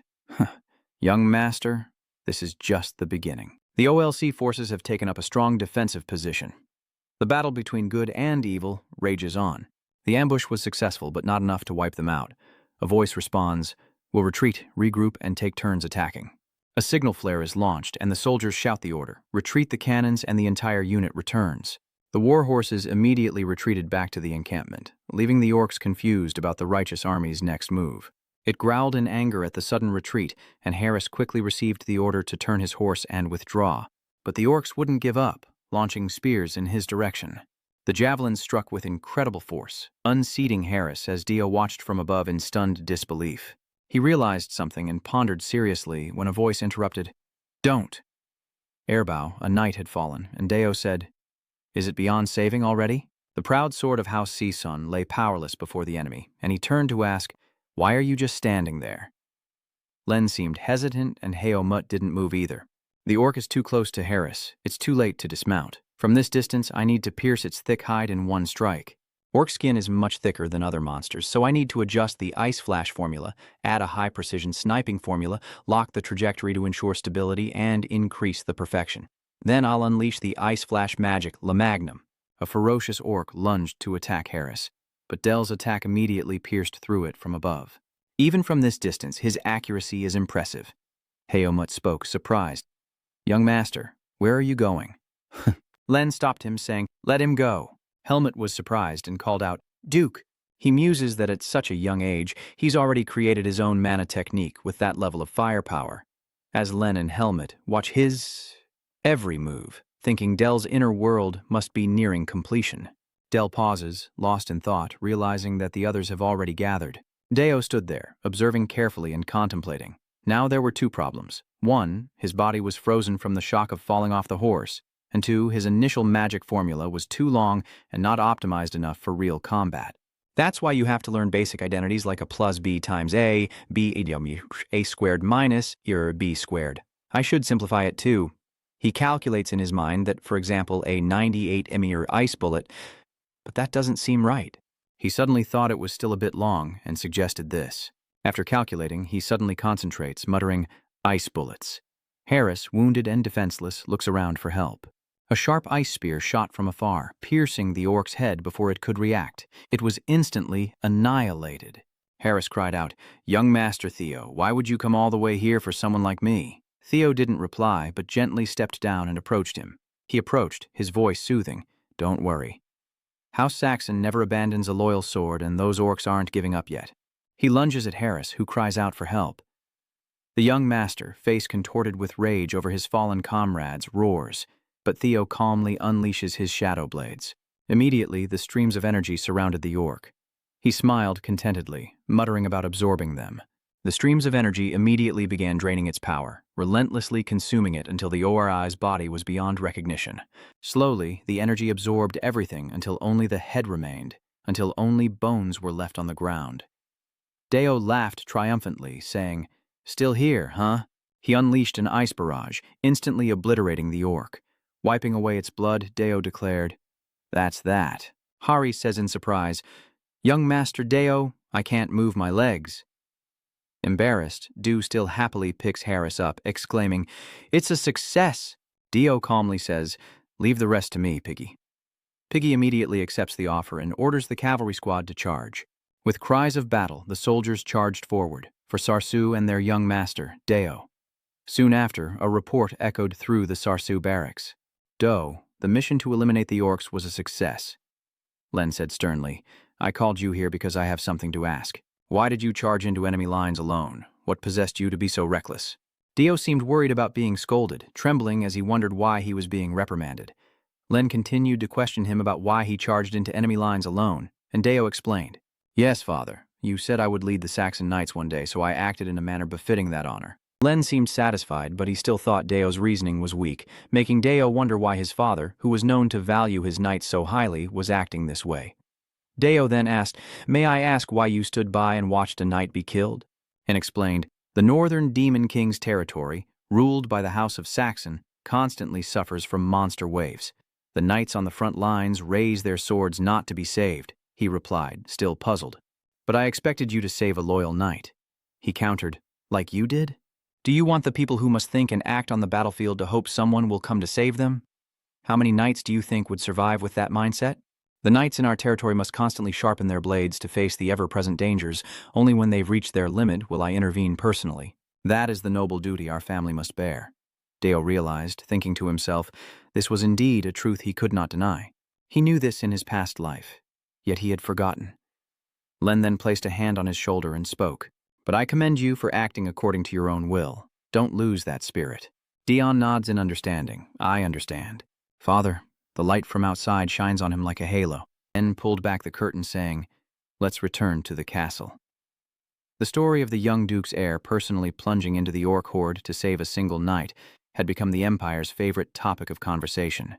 They say the young master single-handedly slayed 1,000 orcs. A bit of truth, a dash of exaggeration, and the story spread like wildfire across the Empire. Though the young master was mortified, it breathed new life into the duchy. A few days later, at the training grounds, everyone excitedly shouted, "Young Master Cade has arrived. It's an honor to meet you. Welcome, young Master Cade." Embarrassed, Deo blushed and said, "I told you, you didn't have to do that." Seeing this, Homet chimed in, teasing, "Chest up, young master. For the sake of our young master's future, we must become stronger. Is that clear?" Everyone shouts in unison, "Yes, sir." Deo wondered why everyone was so eager, when suddenly, Y called out from behind, "Young Master Deo, the guest from the OH family has arrived." Deo responds with a faint smile. "Ah, thank you." Yehemet also spoke up. "Shall we go?" The young master thought he was about to meet a very special guest. Ohet, the martial artist, head of the Beidou Holy Sword family, was once a great noble of the fallen nation of Tonia, but when the Empire went to war, something terrible must have happened. The kingdom, the sacred sword, and the OH family were all burned to ashes. Deo noticed Heomut's expression was different, likely remembering the sacred sword. The man who made him a knight? He must be feeling the pressure. Len quickly spoke up. Perfect timing. You must be done with your training. Deo replied, Yes. Just then, the butler entered with an announcement. Young Master Theo, the guests have arrived. A voice suddenly echoed, Give them a respectful welcome. As Soth and her mother entered, Theo wondered why there were no servants. She bowed her head, introducing me as Vanessa O, and respectfully greeted Duke Cicello. A voice replied, Welcome. Vanessa turned to her daughter and said, This is my daughter. Shut up! But Slot didn't seem to like that, and immediately retorted, Mom, I'm wondering about their attitude. What's with it? She reacts strongly, asking, Why do we have to bow down to them? Seeing this, Vanessa spoke up, reminding Slot, What did you say? But she calmly tells them they've come a long way and asks if Dio can escort Miss Axel around the castle. He obeyed, replying, Yes, sir. Dio quickly extended an invitation, his voice gentle. Lady Charlotte, you may come with me. But Charlotte stubbornly refused, gritting her teeth as she said, Don't. She waved her hands wildly and shouted, Touch me. Du, not understanding, froze for 5 seconds. Len was confused by Charlotte's attitude, but she remained arrogant, seemingly furious, and said, Shameless imperial noble. Seeing this, Vanessa interjected, Charlotte, what are you doing? Apologized to the young master immediately. Her scolding stung, and she turned away. But Theo gently called out, Wait, Miss Charlotte. Vanessa said sternly, Please forgive my daughter's insolence. She's usually not like this, but recent events have unsettled her. Hearing this, Lucia sympathized and asked Han, What's going on? She said that not long ago Baron Brandon Bird became the new ruler and was assigned to our territory. He's known as the Empire's Holy Knight, so you must have heard of him. His fame is matched only by his infamy. He's called the Pig King for a reason. Rumor has it, to secure a talented heir, he's determined to plant his seed in every skilled swordswoman. My underage daughter barely escaped with her life. However, those horrific memories couldn't be erased. Vanessa desperately sought help, saying, I want to protect her, but I'm a fallen noble. My power is limited. I beg you to take my daughter as a maid in your household, so he can never lay a hand on her again. Desperate, he calls out once more, Lady Charlotte, do you even know where you're going? But Charlotte coldly replied, I don't care. Why are you thinking about the training grounds? Charlotte suddenly asked gently, Is your hand okay? He replied cheerfully, I'm fine, don't worry. She suddenly gripped her sword hilt and spoke, Good. Charlotte wondered if he was still bothered by what happened earlier. Even if she was a bit harsh, he's still just a kid. Suddenly she drew her sword, and in a stern voice said, In that case, duel me. Charlotte frowned and gave the order. Charlotte of the Saker family draws her sword, leaving Dio bewildered. What? He thought to himself. Why so arbitrary? SL coldly raised his sword towards Do, suggesting a duel. Dio calmly replied, There must be a reason. She added, I've heard many rumors. A transcendent being single-handedly annihilated 1,000 orcs to save a fallen knight. Hearing this, he was too embarrassed to speak. I will defeat you, the so-called unmatched of the Empire, and prove to the world that I am stronger, Sallow declared. Then I will prove that I can protect my family from him. Curiosity piqued, she offered an explanation. Count Brandon Bird, the holy swordsman. Hearing that, he gritted his teeth, unable to forget the man. The imperial dog who stabbed me in the back. To hear his name here. Shared goals could make for a good alliance, but first, she needs a dose of reality. He coldly turned his back and left the confused S-Lot behind, turning back only to scorn her as a clueless whelp. With that, Deo drew his sword and told her to attack with all her strength, to which she angrily replied, That's what I was planning to do. With that, S-Lot launched a powerful attack, but it was still a light blow to him as he stood there firmly defending. Seeing this, she retracted her sword and unleashed another attack. Charlotte's face was resolute, her eyes sharp, and Deo seemed quite surprised by her strength. Slot realizes this and instantly blocks with her wrist, showing signs of using aura that is being transferred into the sword, which is too big for her body. Just like mages create mana through the rings in their hearts, knights accumulate aura to push their bodies beyond human limits. She briefly thought he was a true knight. A sinister smile crept across her face as she reached back, preparing an attack. The attack was lightning fast, but Deo dodged it with ease. The battle between the two was incredibly intense. With a determined look, she thought that at this rate, she would gain the upper hand. Her father had already passed away when she was born, but every night Mother would tell Charlotte stories about him, saying she must protect the family in his stead as the proud daughter of the sword. Even as the kingdom crumbled and her family fell, Charlotte's sword never faltered. Why? She was furious, unable to touch him. Charlotte's attacks continued relentlessly, but she couldn't shake the feeling that something was wrong. Charlotte once again throws herself forward with all her might, sword aimed at Theo, but his defense is impenetrable, and she wonders why. Huh? With a flick of his sword, Dio disarms her with a light counterattack. Charlotte wonders if she's the daughter of the Holy Sword, as she plunges her sword into the ground, defeated. Why can't I win? Salat asked calmly. Because you're not the Holy Sword. There's nothing wrong with your pride in being his daughter, but the current you can't protect your house from him. The Holy Swordsman's sword is 10 times stronger than mine. Now hearing this, Charlotte regained her composure and asked, So, what must I do? What must I do? Theo calmly said, I, Theo of the SSS family, swear on my family name to protect the O family. Until you're strong enough to defeat him yourself, my house and I will be your shield. Slot, confused, asked, Why are you explaining this so gently? Because your sword is worthy, it will become my sword and that of the Saxon family. She quickly wiped away her tears and said sternly, How could I refuse? I, Slot O, swear on my honor as a knight. Though it may seem like a childish promise, my resolve is enough to make it an oath. That night in the Duke's office, at the request of Miss O.H., Slot would become a Saxon maid. Len said in surprise, I didn't expect her to accept so readily. Did something happen between you two? Dio honestly replied, We made a promise, father, and I swore to protect the O.H. family in the name of the Saxon family. He then asked, You're not using the family name out of pity, are you? He firmly replied, No. Len then asked, So what do you want in return? Dio revealed the Holy Sword's only heir, whose talent is extraordinary. We swore to each other that what I want is for the new Holy Sword to raise its blade for our family. Len seemed satisfied with his thoughts, saying, Good. Dio thought to himself, The last of the Holy Sword's blood is under our roof, enough to give that Brandon Bird a real blow.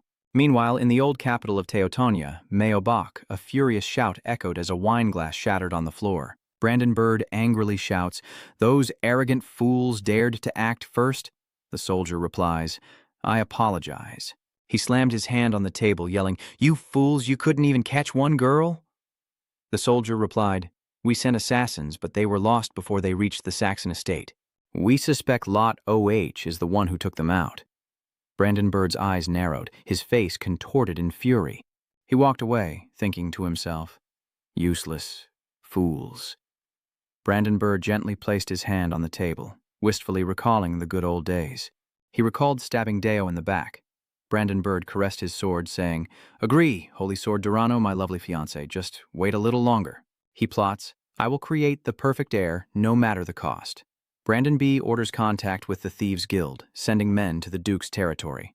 He smiled, plotting, No matter the cost, bring that impostor here. In the scorching training yard, Heomut called out, Ready? Deo, sword in hand, grinned confidently. Of course, this little imp has a very determined look on her face. Heomut smiled gently, his eyes calmly closing. And so, Deo and Charlotte crossed swords as Heomut called the start, Deo displaying incredibly skillful swordsmanship. Charlotte, still determined, faced him as he relentlessly attacked. Amidst the tension, Charlotte struggles to parry, while Hamel intently observes their duel. He thinks to himself, Is this how children spar these days? And they're not even knights yet. The battle intensifies, but that murderous intent and speed… Damn it. Suddenly, his eyes falter as he pulls up his cloak. Charlotte sees him pull his cloak across his face, her eyes sharpening as she prepares to strike. Charlotte's sword clashes with his, but the pig interrupts. Well done. The uncle calmly praises him, saying he fought well. Lady Charlotte's face is contorted in a grimace. Spare me the praise. Where did I go wrong? Mr. Hamster slowly inquired. Do you know the most basic fundamental when wielding a rapier, Miss Trantru? It's the thrust, isn't it? Heomut shakes his head, saying the core isn't the feet, but the footwork. The young master dodges the stab and closes the gap. He should have retreated to find an opening. With a rapier, bending your arm kills its strength. The blade becomes unsteady, and all accuracy is lost. Frankly, you need to completely rebuild your fundamentals from the ground up. What's with that panicked expression? Heomut continued. I've been watching you for a while now. Your stance and footwork are too sloppy. She frowned. That's because I've never had a proper teacher. Heomut slowly said, Now that I'm here, we'll fix your strange stabbing posture, miss. Her face flushed with embarrassment. Weird? He chuckled, patting her head. Just teasing, you're too cute. Deo pondered, wondering how quickly she would develop under the tutelage of the continent's strongest great swordsman, Hio Mutt, resolving to work harder so Sevia wouldn't catch up. The problem is this process can take decades, Sevia wondered aloud. You've already completed the second circle? Theo nodded. Yes, in this world, the rotation speed of a mana circle is measured by a one-ring mage typically has 300 rotations per minute, or 300 PM, while my current stats are 2000 PM for ring 1 and 400 PM for ring 2. To unlock a new ring, you need at least 300 PM, which means I'm eligible to unlock the third ring. Now that I have 2 rings, let's test them out. He enhanced the basic bullet, increasing the connection between the ice bullet's molecules to increase its size and hardness, and simulated a large caliber barrel to amplify the number of rotations and firing speed. On his fingertip, he wears armor-piercing bullet-aiming magic. Your power is erupting with incredible force, a brilliant vortex of energy swirling intensely at its core, and the wall before you is pierced through. Was firing armor-piercing rounds this easy before? Seiya clapped in admiration. You learn so quickly, Dion said respectfully. It's all thanks to you, Master. From saving the knight from the flood to the development of the husk, a child who knows how to use power correctly. Dio was lost in thought about her, a talent so fearsome, yet inspiring more trust than fear. Sophia hugs him, saying he's a disciple she's proud of. Dion's cheeks flushed red. He thought nervously, this is a little too close, isn't it? Dawn breaks in the Duke's manner as Theo reflects on his master's earlier actions, thinking she still sees him as a child. But he refocuses, knowing now is not the time. His expression hardening as he resumes his training. Suddenly, a colossal wall of ice erupts in the courtyard as Dio unleashes a powerful, radiant force from his palm, launching volleys of ice bullets. Ice Bullet 002. They transform into spherical ice bullets like water balloons, exploding crystals radiating powerful energy. He smirks behind the ice shield, suggesting slag bullets for next time, when a voice suddenly cuts through the air from afar. Doa, covered in sweat, watched. Was he training here too? Deo nods. I see you as well? Miss Shapeshifter, she gently replied. I'm just practicing the footwork that Mr. Hamster taught me. Dio continued. You like swordsmanship, don't you? SL Bap replied. Huh? Oh yeah. After a few silent seconds, she finally spoke. Huh. Yes. Hey, I'm sorry for acting so rashly. Was I too rude to Deo? Young master, huh? He nods. Yes, I admit that was rude, but I'll let it slide this time. But only this once. Charlotte is happy again. Really? He nods. Yeah, so don't be so stiff, she said softly. Okay. The two lean against a tree in the cold. The weather here is truly pleasant. Even if I swing my sword until nightfall, my body will cool down instantly. Deo looked at Charlotte's complexion, which seemed a little better. Is that so? It's nice to know someone else feels the same way. Charlotte and Theo are having a pleasant conversation, and Lucia smiles, saying, Time really does fly. Our son is already this old. Lai added, They look good together, don't they? Lucia nodded, knowing she had to keep an eye on them. It seems what you need is already in place. A mother's duty is to guide her son to be true to his feelings. Soon after, in the outskirts of the duchy, the people bowed politely, saying, Thank you as always, madam. Lucia smiled gently. You're welcome. Please take care of yourselves. The slums, filled with beggars and the homeless, were personally visited by his mother, who offered direct support. Every week she brought food, supplies, and job opportunities. Starting this year, Charlotte and I will accompany Mother, he thought, watching her. Charlotte rushed over. What's wrong? The boy in common clothes tugged at her hand. Please help me. The boy cried out desperately to Charlotte. My mother is in grave danger.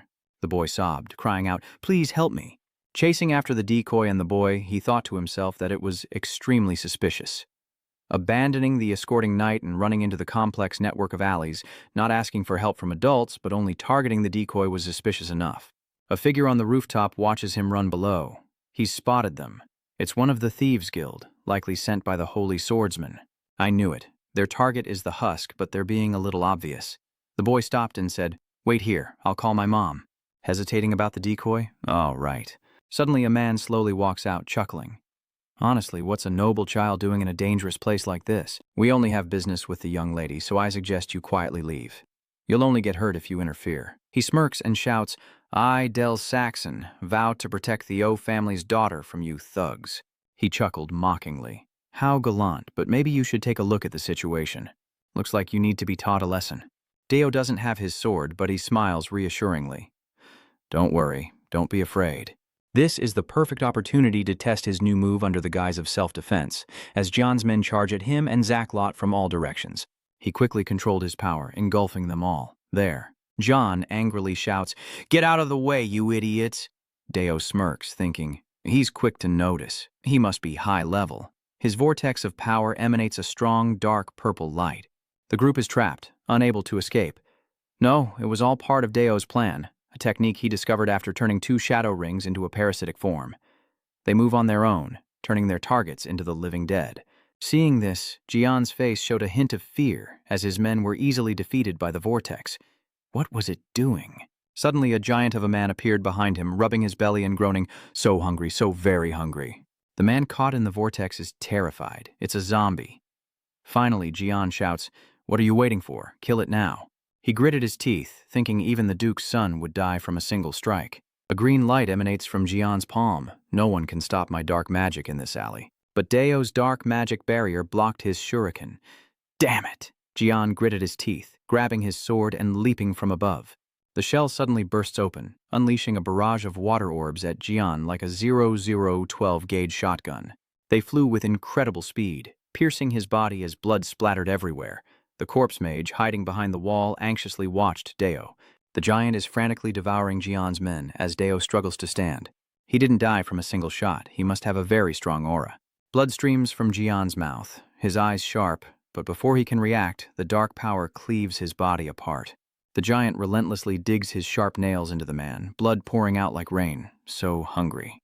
With a cold gaze, Dokyum retracted his dark power, looking at her cowering in fear. Are you okay? She stammered. No. The remaining man ran over, witnessing his comrade's demise. He took one step before a blue light pierced his ankle. He screamed in agony while the boy remained indifferent. He cried for help, writhing on the ground, promising to reveal everything he knew. With a stern look, he was asked, Everything you know? He stammered, Yes, I'll tell you everything. Suddenly, as he finished speaking, a water orb pierced his forehead, and he looked at him with a weary expression. I'm not lost. The last of those men was easily dispatched by Theo, and Charlotte, looking around fearfully, said, You were saying, This is the true face of the Saxons, the one people fear, and the power that protects you. Dion asks, looking closely, Are you scared? Charlotte nods slightly, but it's okay. You're fighting to protect me, right? You once knelt before me. I made my decision the moment I swore my oath. Your family became my shield, so one day I will raise my sword for you. Thank you for teaching me what the future truly holds. I will only grow stronger from here. Dukyung was taken aback by her words. His eyes changed, and a part of the reason he accepted Charlotte was out of regret for Bartow 24 years ago.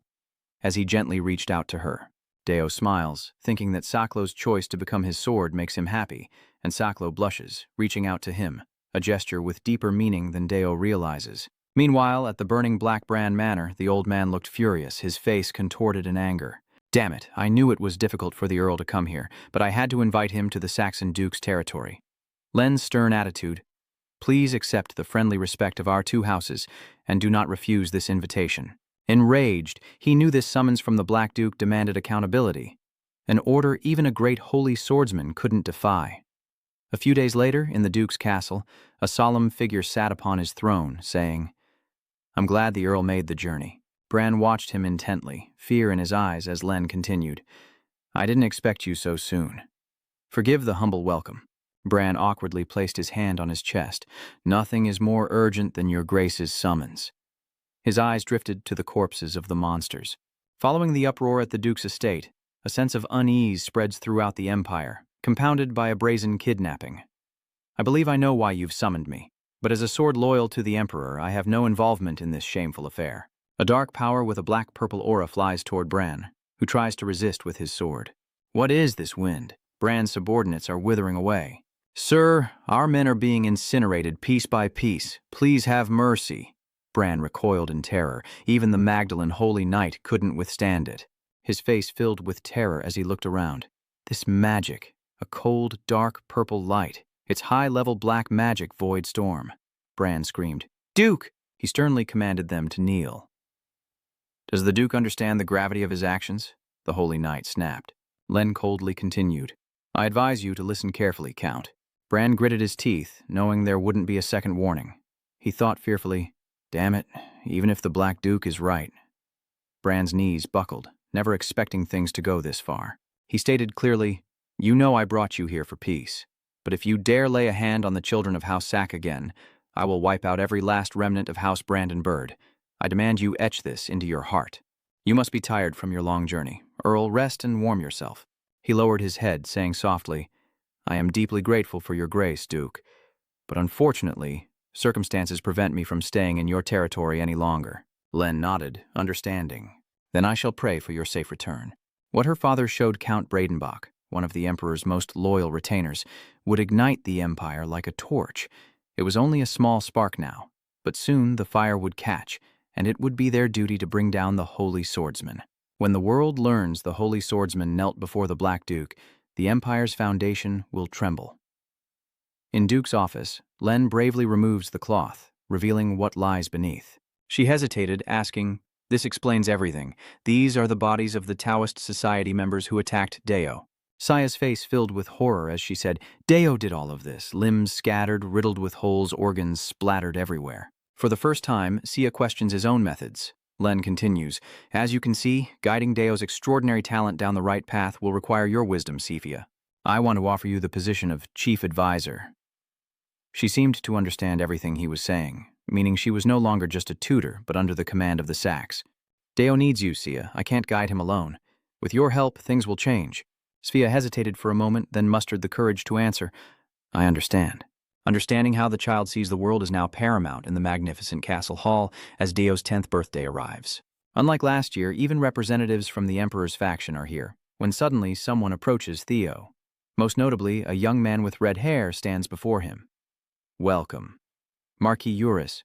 He smiled slyly, pleased to meet young Master Deo.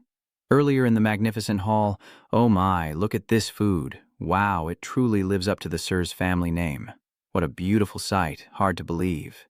We're in the Northern Territory after all. Yes. Worrying about a duchy so far from the capital is unnecessary. Dion listens intently to the guest's words, glancing away at the central nobles of the capital, the Emperor's faction, the most influential power in the Empire, acting in the Emperor's name. The reason for their presence at tonight's banquet is obvious. It's a veiled warning. A message from the royal family that they will not overlook any offense to the Holy Swordsman, and the messenger chosen to deliver that message stands before me now. Eurus bows respectfully. You must be the young master. I am Crimson Marquis Eurus. A pleasure to meet you. He pondered that he was the Red Tower Master, who sought fire, rage, and power within the framework of order. The mages of the Red Tower were famous throughout the Empire for their fanatical belief that might makes right, and thus they never hesitated to become enforcers for mad ambitions. I myself was once the subject of the Crimson Tower's twisted experiments, Eurus declared. A prodigy of the Saxon family, I hear you possess magical talent unmatched in the entire empire. Rumor has it that at the age of 9, he single-handedly wiped out an entire orc horde to protect his family's knights. Dio smiles confidently. As expected of the Duke's son, he bows politely. I hope you have a pleasant evening. It's exhausting having such lavish birthday celebrations every year. Honestly, Mintha would rather be training with Scott, but she's Elena's handmaiden, and if word got out that the Saint Sword's daughter was sparring with him, it could bring her trouble. Suddenly, a piercing scream erupted from behind him. Bay shouts, trying to intimidate her. Freeze, you cheeky maid! He frowned, recognizing the scream, and Deo began running towards the commotion, sobbing. Please, I beg you, I belong to the Sace family. The man angrily retorts, daring to invoke the Duke's name as a lowly servant. Everyone must be busy celebrating the young master's birthday. Instead of wasting time here, wouldn't it be more fun to enjoy yourself with the ladies? If you resist, I'll slit your throat. He began to press her into the trees, ordering her to obey, when suddenly Deo appeared from behind, shouting, What do you think you're doing? He stammered in fear as he turned around. Young Master Dao. Petro, knife in hand, backs away, saying, Young Master Dao, what are you doing here? He stammered, then asked, Have you ever enjoyed the pleasure of a woman? You still look so green. Bet you're inexperienced, huh? How about I personally teach you a thing or two? He was pinned by the neck, and it seemed Petro was drunk. I'll show you a good time, he slurred, as Theo suddenly summoned his magic. Don't worry, your eyes are sharp. I'll get you out of here. In a world built on hierarchy, no one would suspect that I would strike first. A sharp ice bullet suddenly pierced Petro's ear, and he collapsed to the ground, releasing his grip. Deo stared coldly, unwavering, even though defying the Emperor's men was far from wise. He shouted, "What do you think you're doing?" "Young Master Deo, I order you to kneel before me."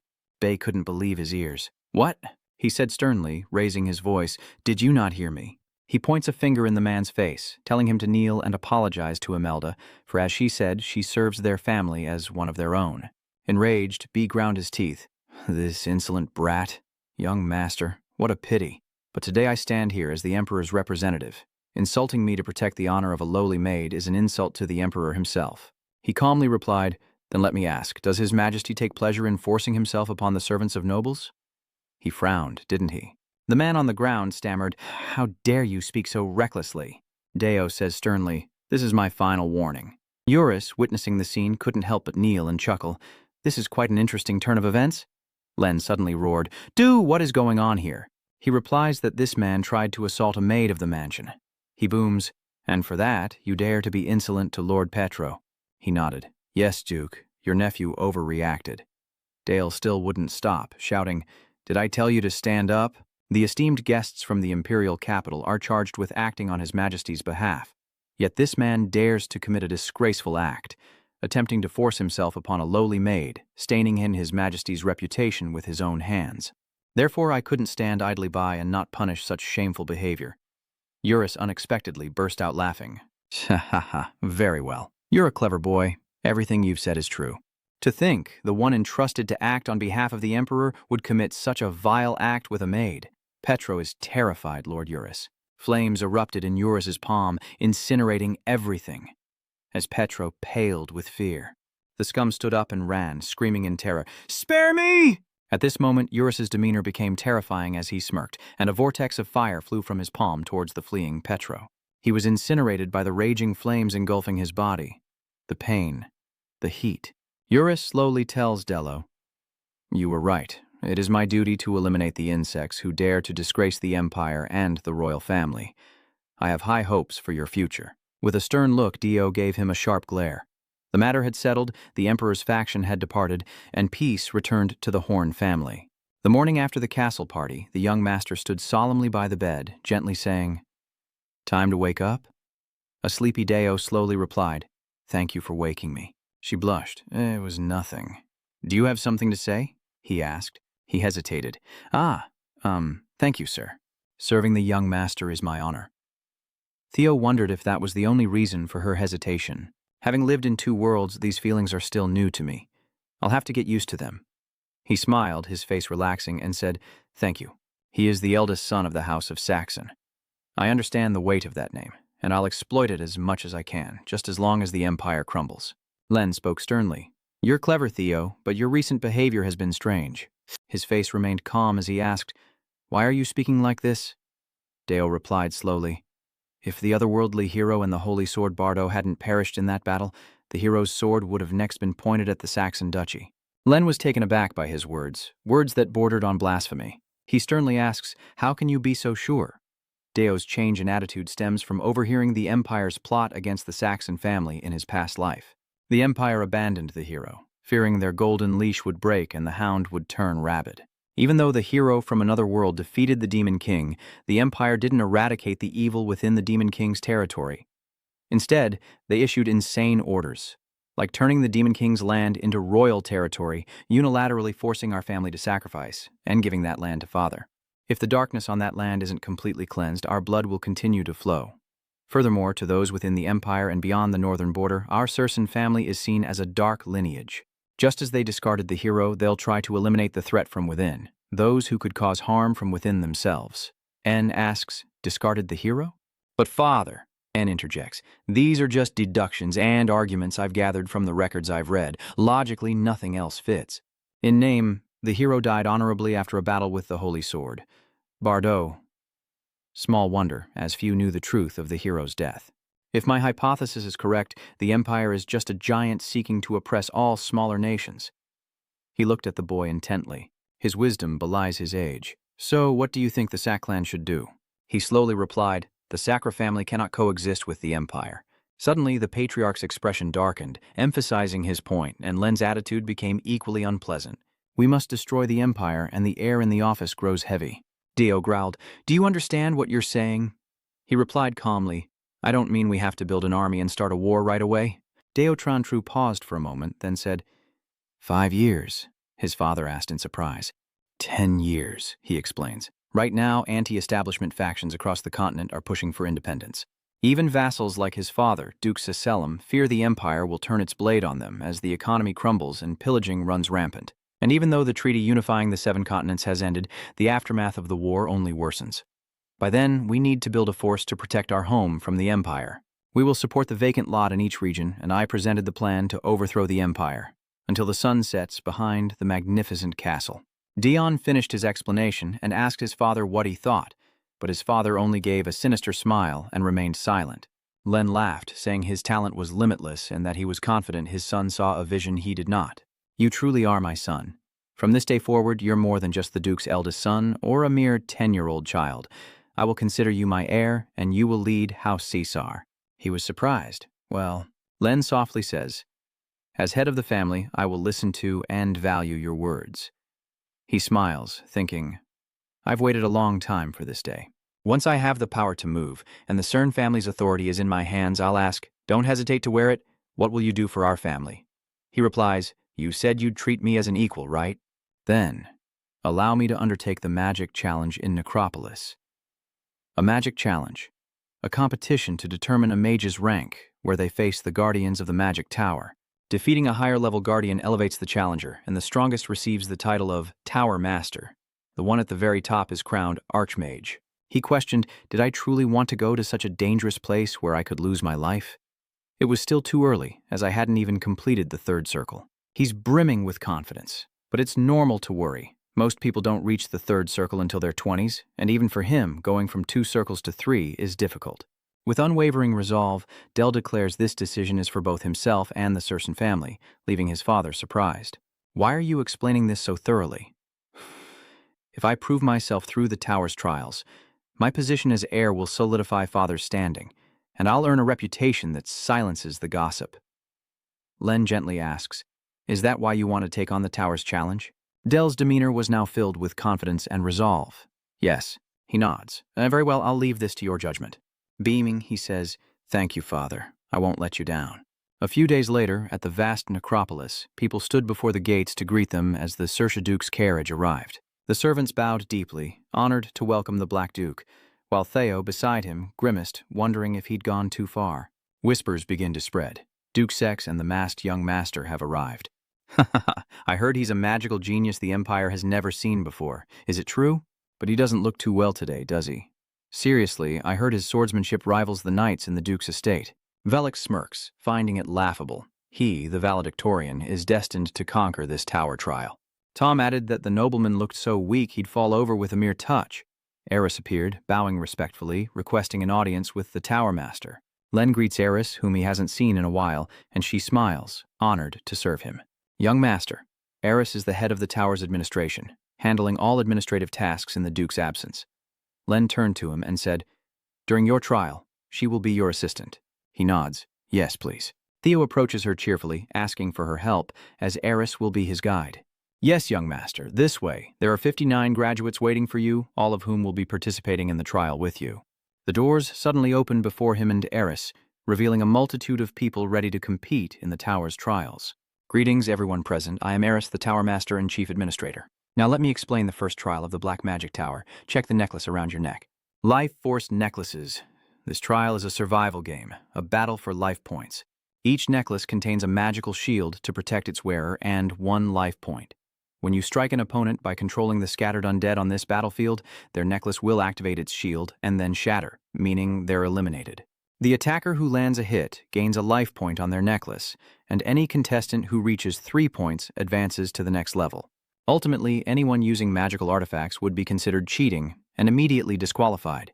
He thought that was the whole point. A quick way to weed out the weak. Suddenly his eyes sharpened. But then, Velix exclaimed, "That monster! How is he already a 3rd cycle mage at such a young age?" "I told you we should take down that monster first." Tom asked hesitantly, "Are we even allowed to attack him?" Velix reassured, "Don't worry, the moment we stepped in here, we became rivals." Dio smirked. "He's so confident. Let's see if his abilities match his words." The students unleash a barrage of magic, initiating their trial as Velix prepares his own power. He summons the undead that now appear before him, and they charge toward Day with weapons in hand. The massive undead rears back to strike from above, but he quickly conjures a dark barrier to block the blow, leaving them stunned. Behind him, an even larger undead giant appears. Since when? The giant undead stands firm, roaring as it unleashes its power. Velix watches as his undead is frozen in place. This is water magic, and the giant zombie lunges forward with razor-sharp claws. Don't tell me he's a dual-class mage, because with Velix's undead frozen, Deo's undead easily fell with one blow. Velix roared, "How dare you touch my undead army?" A massive undead wraps an arm around Deo protectively, who smirks. "It's useless. I've reinforced them with ice armor." Deo relentlessly commands his undead to fight. Velix points, "Isn't using water magic against the rules? You're only allowed to use necromancy and undead manipulation magic. All other enhancements are prohibited." Dio replies, "Yes, but there's no rule against enhancing the undead with ice magic, is there?" If the trial isn't stopped, it seems I was right. Velix shows no signs of stopping. "You two, hold back those undead and focus your attacks directly on him." Undead continue to emerge from Velix's magic circle, overwhelming them with numbers. Del's expression changes. Even using old magic is forbidden. He carefully observes each undead trying to attack him. And then suddenly, Del takes off running. This is the only way. He easily surpasses them with incredible speed. Del, fearless and confident, charges forward, dodging the undead's attacks in the blink of an eye. Clutching the sword, he disarms them, then slams a power-packed fist into their arm. Quickly seizing the massive weapon, he stands firm and retaliates fiercely. Tom was shocked. How could my undead soldier be so easily defeated? Velix was stunned. That sword is no ordinary weapon. He had reforged the bones to reinforce the blade's durability, and a purple light now emanates from it. The undead begin the battle by slamming their swords into the ground, but Deo quickly leaps away, soaring into the air. His face now reflects utter confidence as he easily defeats the undead with a single blow. Velix grimaces. He even defeated my last undead. How can a mage wield a sword with such skill? Deo defeats everyone in the blink of an eye and approaches Velix, who stammers, "Young Master Deo, I surrender." He laughs excitedly. "It's not like you really die." No sooner had he spoken than Deo struck him on the head with the flat of his blade. Velix, dazed with a bump on his head, muttered, "Monster." Everyone above cheered. The results were in. Young Master Deo passed the trial alone with 60 life points. With a proud look, Deo gazed upward. "Watch closely, for this is where my journey begins." The hulking monster raises the magic in its hand. The second level of the trial tower is to defeat the guardian creature known as the Flesh Golem. Usually the surviving candidates from level 1 will cooperate to take it down, but disrupting that tradition is Dogjum, who's eliminated them all. The rules are also different from level 1. All magic systems can now be used, but artifacts are still prohibited. That's more than enough for me. This is the perfect opportunity to test the limits of the third circuit. The golem unleashes a devastating punch, shattering the ground, then pauses, as if savoring its triumph. Unexpectedly, Day's magic engulfs the golem's sturdy arm. The golem is stunned, while he stands unscathed amidst the rubble. Deo unleashes his dark magic with a triumphant grin, accelerating the corruption. Len watched from outside, curious. "That's Eris," she remarked with admiration. "The young master's magic is indeed unusual. Why did he choose to erode it instead of destroying it?" Dion silently watched the golem's body fade away, thinking to himself, "In my past life, when facing monsters like this tactic, with its precision and firepower, was called biochemical warfare." He withdrew his magic, covered his nose, and clicked his tongue in distaste. "It stinks. I wonder if they understand what they're witnessing. The gruesome process of biochemical warfare now being simulated through black magic." That day, Theo surpassed even the level 10 test, setting a new record. He was given 4 days of rest before heading to the 11th trial. Meanwhile, to recover from the carnage of level 1, retrials were permitted for 59 other candidates, except for Theo, of course. That same night, after training under the fountain, Theo stood there dumbfounded when someone called out to him from behind, "Theo, you did great." As soon as he saw her, Theo excitedly shouted, "Master Spia, it's all thanks to your guidance." Sia nodded contentedly. "Hearing you say that makes me proud." But right after she said that, Deo paused, as if something was stuck in his throat. Sia, my mentor, please go on a date with me. She was so surprised she had to repeat the word. A date. While she was still confused, Theo made the suggestion first. There's a festival downtown, let's go. Sevilla relents, deciding to humor him. All right, let's go. She pondered this to herself. A date? Well, she's not entirely wrong. Oh dear, she must have misunderstood what a date is. But he thought differently. Was this the evil intention people spoke of? Beneath the Necropolis Festival, people bustled about, hidden in some corner.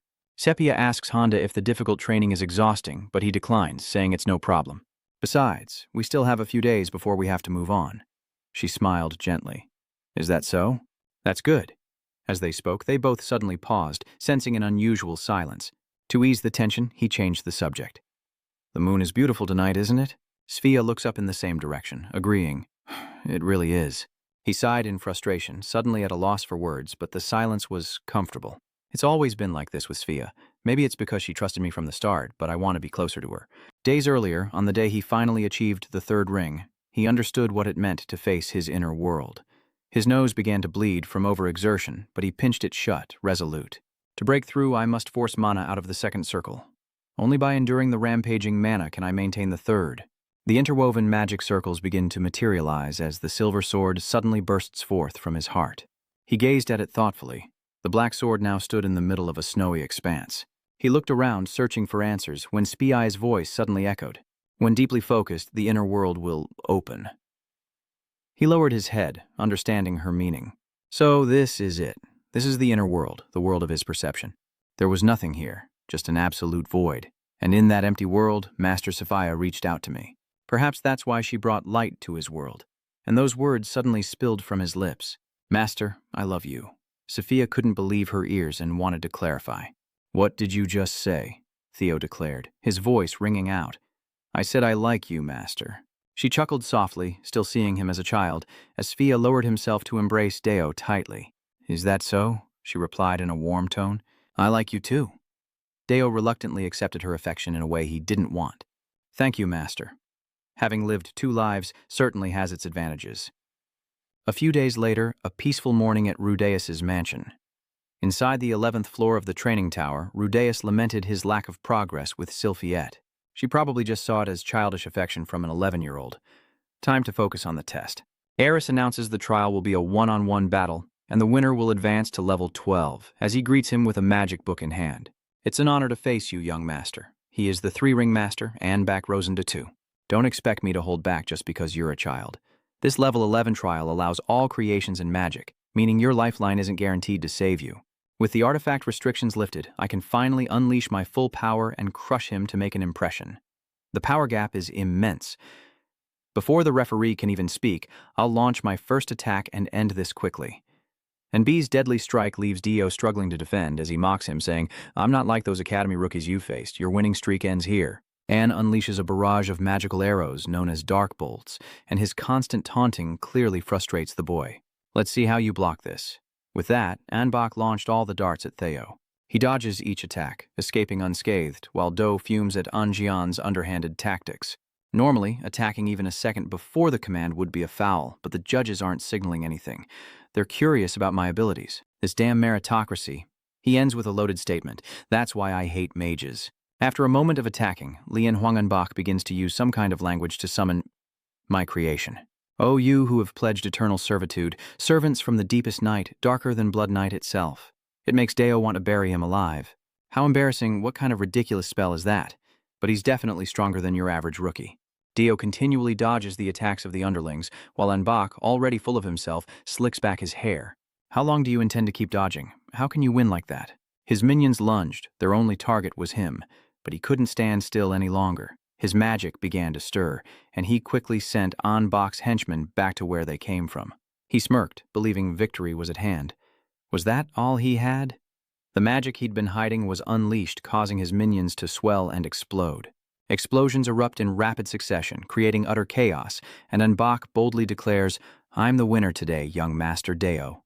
The smile fades from his face, replaced by panic.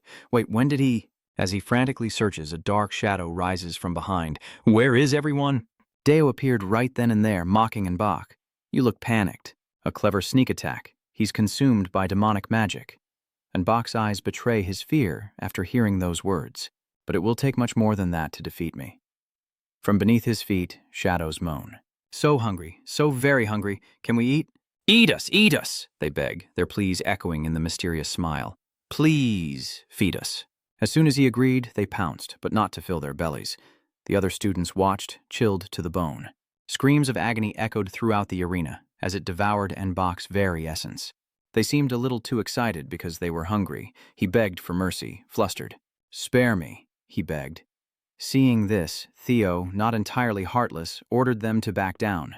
The results are in, the loudspeaker blares. The winner of round 1 is Deo. He stood blankly, eyes closed, whispering behind the other trembling opponents. Now, they all paled at the thought of what was to come. Who wants to go to round 2? No one else wants to face Deo. I surrender. I want to live. Deo smiles faintly, as everything is going according to plan. From the 3rd level onward, no one in the tower could stand against Deo, except for those on the 1st level who were completely overwhelming. Deo continued to hone and shape the 3 magic circles while defeating each guardian, until finally, at level 20, a formidable opponent appeared. This foe is known as the Headless Knight, a creation of one of the Black Tower's leaders and a truly unique opponent. Even if you are the young master, you cannot climb any higher. Deo raises his hand, magic pouring forth. But things would be boring if everything went as planned. Pale eyes widen, signaling a monster's awakening as magic surges toward the knight, filling the air with tension. What's going on? For some reason, the knight below is bowing before Theo. The audience is stunned, but who knows what goes on inside Deo's mind as he faces the Headless Knight. The knight respectfully offered his sword, and without hesitation, Deo commanded him to end his own life. And so the battle ended without a hitch, and Dew smiled wryly at the knight, so loyal that he abandoned his duty to protect. Suddenly, he realized the problem was bigger than he thought. Whoops. Without giving it another thought, he left, having proven himself enough. Time to go home. The crowd murmured, wondering where he was going. Is that the exit? Why is he already leaving? Dion tells himself that even though he could continue, there are limits he shouldn't cross. Above lies a place that even monsters fear, something no one knows about. And so, Theo's trial has come to an end, and all the students are lined up outside. And so it was with the Tower of Trials. The master of the Magic Tower arrived, and the Black Tower stood tall as if in review. Nobles and tower masters alike pledged their allegiance, and every mage in the Black Tower showed their respect to both father and son. Thanks to Dell's outstanding performance, the Northern Territories once again rallied under the Duke's banner. A few days later, in the Duke's Northern Territory, knights were doing their best to eliminate all the monsters. With a single strike, they nearly completed the task, chanting slogans of loyalty to young Master Dell and the Saxon family. Having successfully completed the tower's trial, Duke Saxon appointed Dell to lead the Orc extermination squad, and wherever his forces went, monsters were annihilated. It was a task no 10-year-old should receive, yet no one doubted Dell's ability to lead. And so, the Black Duke's heir began to unite the North. Early the next morning at his estate, Dell reported crisply, "Duke, we've killed 145 orcs," and cut to the chase, asking about cavalry losses. "Based on your report, 3 were slightly injured, but there were no casualties." Len asks for more concrete evidence, inquiring if he used magic to protect them. Dio is straightforward. No, this is entirely the result of their sharp swords. They're just not used to praising him after a job well done. Well done. Deo Heo Mut immediately turned to brag to the old man. It seems young Duke Deo has truly become accustomed to commanding a large cavalry. Dio humbly declines the praise. It's all thanks to Mr. Heo Mut's guidance. He recalls the past months with excitement.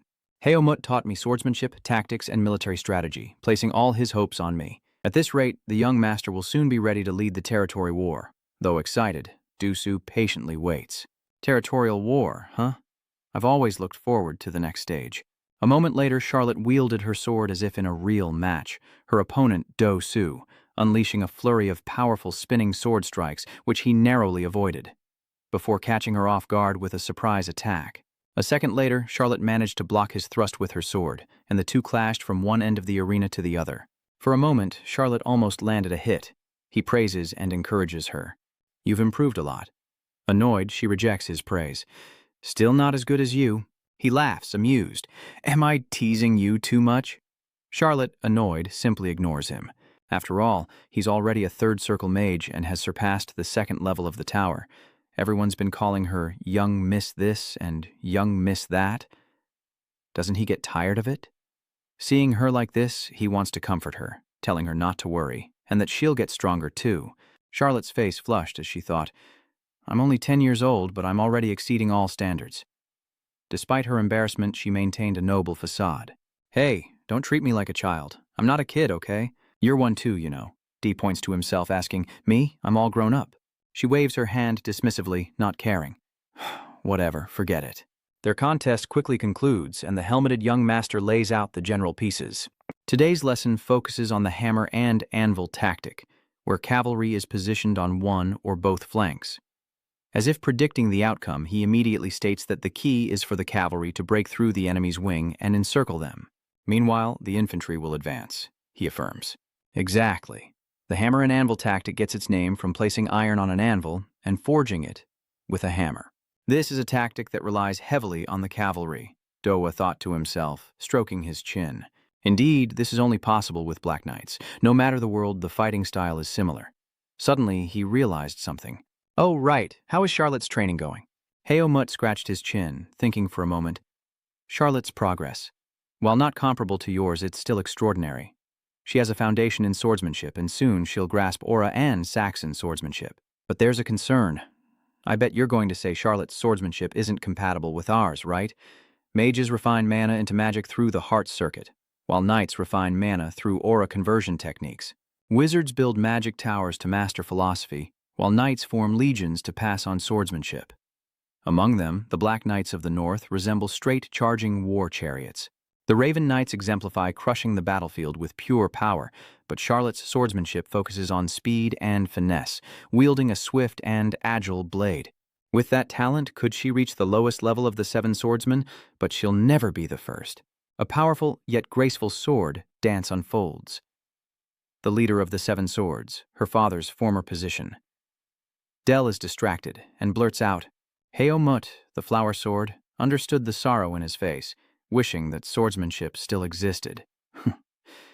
Heomut recounted the passing of the secret method, lost with the fall of the Night Kingdom, as Del stared intently at the chess piece on the board, filled with compassion.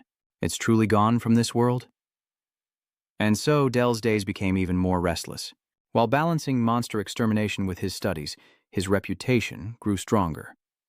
It was time to show the results of his training, but Len had just heard shocking news and exclaimed, What? The neighboring territory under Baron Parker has declared war to seize ownership of your copper mine, the merchant affirmed.